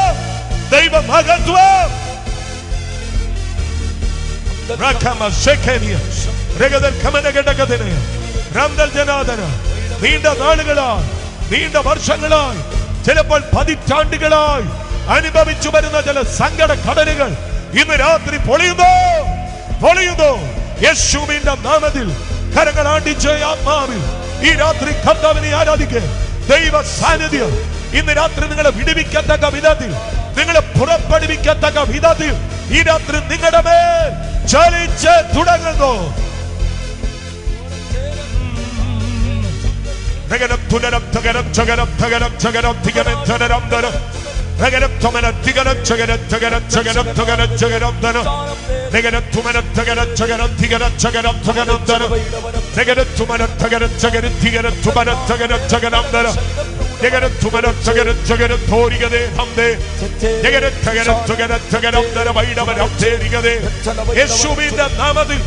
യേശുവിന്റെ നാമത്തിൽ ദൈവശക്തി നിന്നാൽ ഞാൻ പടക്കൂട്ടത്തിന് നേരെ പാഞ്ഞു ചെല്ലും. എന്റെ ദൈവത്താൽ ഞാൻ മതിൽ ചാടിക്കിടക്കുമെന്നത് പോലെ ഈ രാത്രി ചിലതിനെ ചാടിക്കിടക്കുന്നു. നിയോഗത്തിന്റെ പകർച്ചകൾ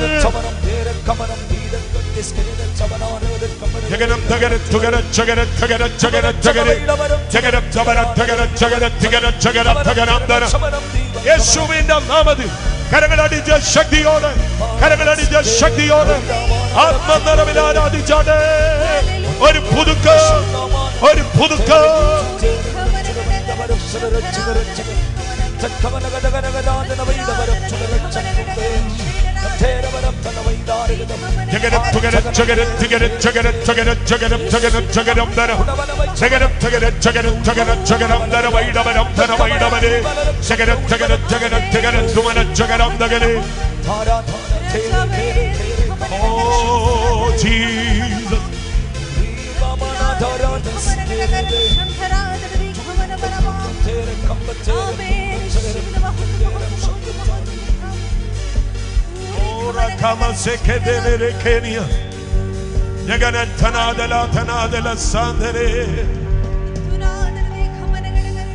Oh Jesus, Jesus, Jesus, Jesus.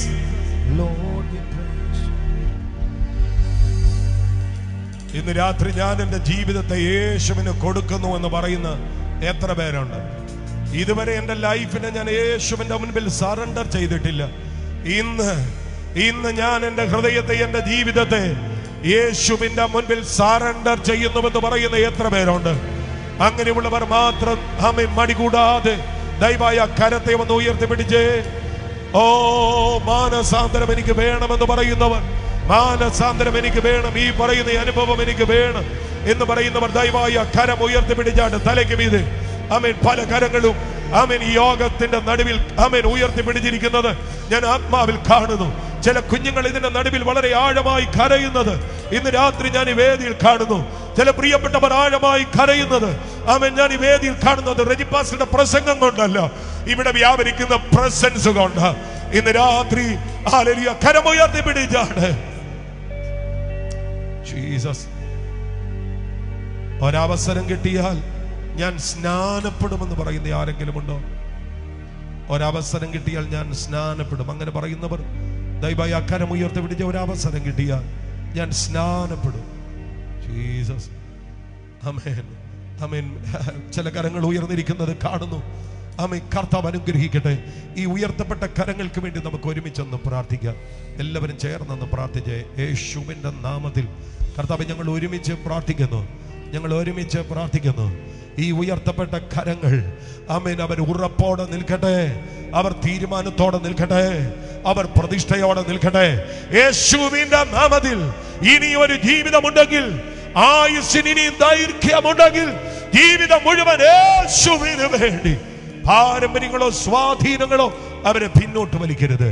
കർത്താവിന് വേണ്ടി ജീവിക്കുവാൻ അവിടുന്ന് കൃപ നൽകണമേ. മഹത്വം അങ്ങേക്ക്. യേശുവിൻ നാമത്തിൽ തന്നെ കരങ്ങൾ അടിച്ചൊന്ന് ആരാധിക്കാൻ പോവുകയാണ് എല്ലാവരും കൂടെ ചേർന്ന്.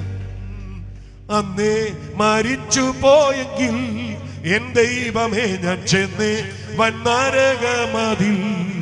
അന്നേ മരിച്ചു പോയെങ്കിൽ എൻ ദൈവമേ ഞാൻ ചെന്ന് വന്നരകമതിൽ. ഓ തന്നു നിൻ കൃപദാനമെന്നും ജീവിച്ചിടുവാൻ, തന്നു നിൻ കൃപദാനമെന്നും ജീവിച്ചിടുവാൻ, നിന്റെ ആത്മശക്തിയാലേ അടുക, നിന്റെ ആത്മശക്തിയാലേ ലോകത്തിൻ മോഹങ്ങൾ കൊണ്ട് നീരഞ്ഞോടിയ സ്വർഗ ഭാഗ്യങ്ങൾ വേടിഞ്ഞു. ഓ, ലോകത്തിൻ മോഹങ്ങൾ കൊണ്ട് നീരഞ്ഞോടിയ സ്വർഗ ഭാഗ്യങ്ങൾ വേടിഞ്ഞു. ഓ, ഭാവിയായി ജീവിച്ചപ്പോൾ പാതയ്ക്കു ദീപമില്ല, ഭാവിയായി ജീവിച്ചപ്പോൾ പാതയ്ക്കു ദീപമില്ല. സ്വർഗ സന്തോഷമില്ല, നിത്യ സ്നേഹിതരില്ല. സ്വർഗ സന്തോഷമില്ല, നിത്യ സ്നേഹിതരില്ല. ലോകത്തിൻ മോഹങ്ങൾ കൊണ്ട് നീരഞ്ഞോടിയ സ്വർഗ ഭാഗ്യങ്ങൾ വേടിഞ്ഞു. ഓ, ലോകത്തിൻ മോഹങ്ങൾ കൊണ്ട് നീരഞ്ഞോടിയ സ്വർഗ ഭാഗ്യങ്ങൾ വേടിഞ്ഞു. ഓ, ആർക്കും വർണ്ണിച്ചു കൂടാത്ത സ്വർഗ സന്തോഷമാർഗത്തിലാക്കിയല്ലോ. ആർക്കും വർണ്ണിച്ചു കൂടാത്ത സ്വർഗ സന്തോഷമാർഗത്തിലാക്കിയല്ലോ. ഓ, മാറ്റം വരാതെ എന്നെ കാക്കേണം പൊന്നു. ഓ, മാറ്റം വരാതെ എന്നെ കാക്കേണം പൊന്നു. മാറ്റം വരാതെ എന്നെ കാക്കേണം. പഠിക്കൽ കൂടെ മാറ്റം വരാതെ എന്നെ കാക്കേണം. ആവർത്തിച്ച് പഠിക്ക. മാറ്റം വരാതെ എന്നെ കാക്കേണം. പ്രാർത്ഥനയോടെ മാറ്റം വരാതെ എന്നെ കാക്കേണം. ഒരിക്കൽ കൂടെ മാറ്റം വരാതെ എന്നെ കാക്കേണം. പൊന്നുനാഥാ ഈ ലോകം വിട്ടു നിന്റെ ലോകം ഈ ലോകം, ഓ ഈ ലോകം വിട്ടു നിന്റെ ലോകം ചേരുന്നോളും. ലോകത്തിൻ മോഹങ്ങൾ കൊണ്ട് നീരഞ്ഞോടിയ സ്വർഗ ഭാഗ്യങ്ങൾ വേടി മടുക. ലോകത്തിൻ മോഹങ്ങൾ കൊണ്ട് നീരഞ്ഞോടിയ സ്വർഗ ഭാഗ്യങ്ങൾ വേടി. എന്നു മേഘത്തിൽ വരുമോ മധ്യാകാശത്തിൽ തന്റെ കാന്തയടുക. എന്നു മേഘത്തിൽ വരുമോ മധ്യാകാശത്തിൽ തന്റെ കാന്തയെ വന്നു വിളിച്ചിടുമ്പോൾ വസിച്ചിടും. പാടുക, പാടുക. വിളിച്ചിടുമ്പോൾ അങ്ങ് വന്നു, വന്നു വിളിച്ചിടുമ്പോൾ അങ്ങ് വസിച്ചിടും ഞാൻ. വന്നു വിളിച്ചിടുമ്പോൾ അങ്ങ് വസിച്ചിടും ഓ ഞാൻ. വന്നു വിളിച്ചിടുമ്പോൾ അങ്ങ് വസിച്ചിടും ഞാൻ. ഇന്നുള്ള കഷ്ടം തന്നു ഞാൻ ഗാനം പാടും. ഇന്നുള്ള കഷ്ടം തന്നു ഞാൻ ഗാനം പാടും. ലോകത്തിൻ മോഹങ്ങൾ കൊണ്ട് വീരഞ്ഞോടി ഞാൻ സ്വർഗ ഭാഗ്യങ്ങൾ വേടിച്ചു. ഓ ലോകത്തിൻ ഹല്ലേലൂയ വീരഞ്ഞോടി ഞാൻ സ്വർഗ ഭാഗ്യങ്ങൾ പാടുക. ലോകത്തിൻ മോഹങ്ങൾ കൊണ്ട് വീരഞ്ഞോടി ഞാൻ സ്വർഗ ഭാഗ്യങ്ങൾ പാടുക. ലോകത്തിൻ മോഹങ്ങൾ കൊണ്ട് വീരഞ്ഞോടി ഞാൻ സ്വർഗ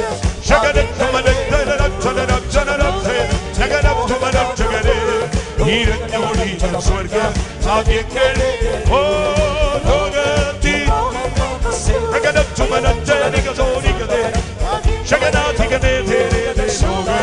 മോഹങ്ങൾ കൊണ്ട് യേശുവേ ഇന്ന് രാത്രി ജനത്തിന്റെ മേൽ അവിടുത്തെ മഹത്വം ചൊരികട്ടെ, അവിടുത്തെ സാന്നിധ്യം ചൊരികട്ടെ, അവിടുത്തെ നിറവ് ചൊരികട്ടെ, അവിടുത്തെ മഹത്വം ചൊരികട്ടെ, അവിടുത്തെ ശക്തി ചൊരികട്ടെ. ഓ ലോകത്തിൻ മോഹങ്ങൾ കൊണ്ട്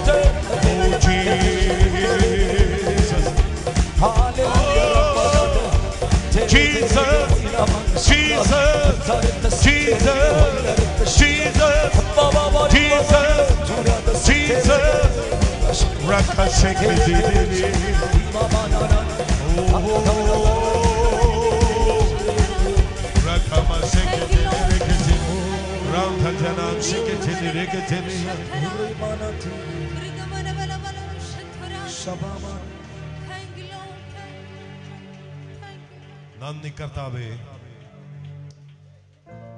ഈ രാത്രി അവിടുന്ന് ഞങ്ങളുടെ നടുവിൽ തുറന്നു വിട്ട എല്ലാ വചനങ്ങൾക്കായി ഞങ്ങൾ സ്തോത്രം ചെയ്യുന്നു. ഞങ്ങളോട് സംസാരിച്ച എല്ലാ നിയോഗത്തിന്റെ ദൈവ ശബ്ദങ്ങൾക്കായി ഞങ്ങൾ സ്തോത്രം ചെയ്യുന്നു. പിതാവേ, ഈ ജനം അനുഗ്രഹിക്കപ്പെടട്ടെ. അവരും അവരുടെ ജീവിതവും അവരുടെ കുടുംബവും അവരുടെ തലമുറകളും അവരുടെ നാളുകളും ഒരുപോലെ പിതാവിന്റെയും പുത്രന്റെയും പരിശുദ്ധാത്മാവിന്റെയും നാമത്തിൽ അനുഗ്രഹിക്കപ്പെട്ടതായിരിക്കട്ടെ. കർത്താവ് അത് ചെയ്യുന്നതിന് നന്ദി പറയുന്നു. ഈ മിനിസ്ട്രി അനുഗ്രഹിക്കപ്പെടട്ടെ. Hagios team അനുഗ്രഹിക്കപ്പെടട്ടെ. കർത്താവ് ഇതിന്റെ പിന്നിൽ അത്യധ്വാനം ചെയ്യുന്ന ഈ കുടുംബം അനുഗ്രഹിക്കപ്പെടട്ടെ. കർത്താവിന്റെ മഹത്വത്തിന്റെ വ്യാപാരത്തിന് നന്ദി. എല്ലാ പുകഴ്ചയും അവിടത്തേക്ക് യേശുവിൻ നാമത്തിൽ തന്നെ. അത്യുച്ചത്തിലെ കരങ്ങൾ ഉയർത്തി എല്ലാവരും കൂടെ ചേർന്നൊന്ന് ആരാധിച്ചാണ്. ശബ്ദമുയർത്തി വരികൾ കൂടെ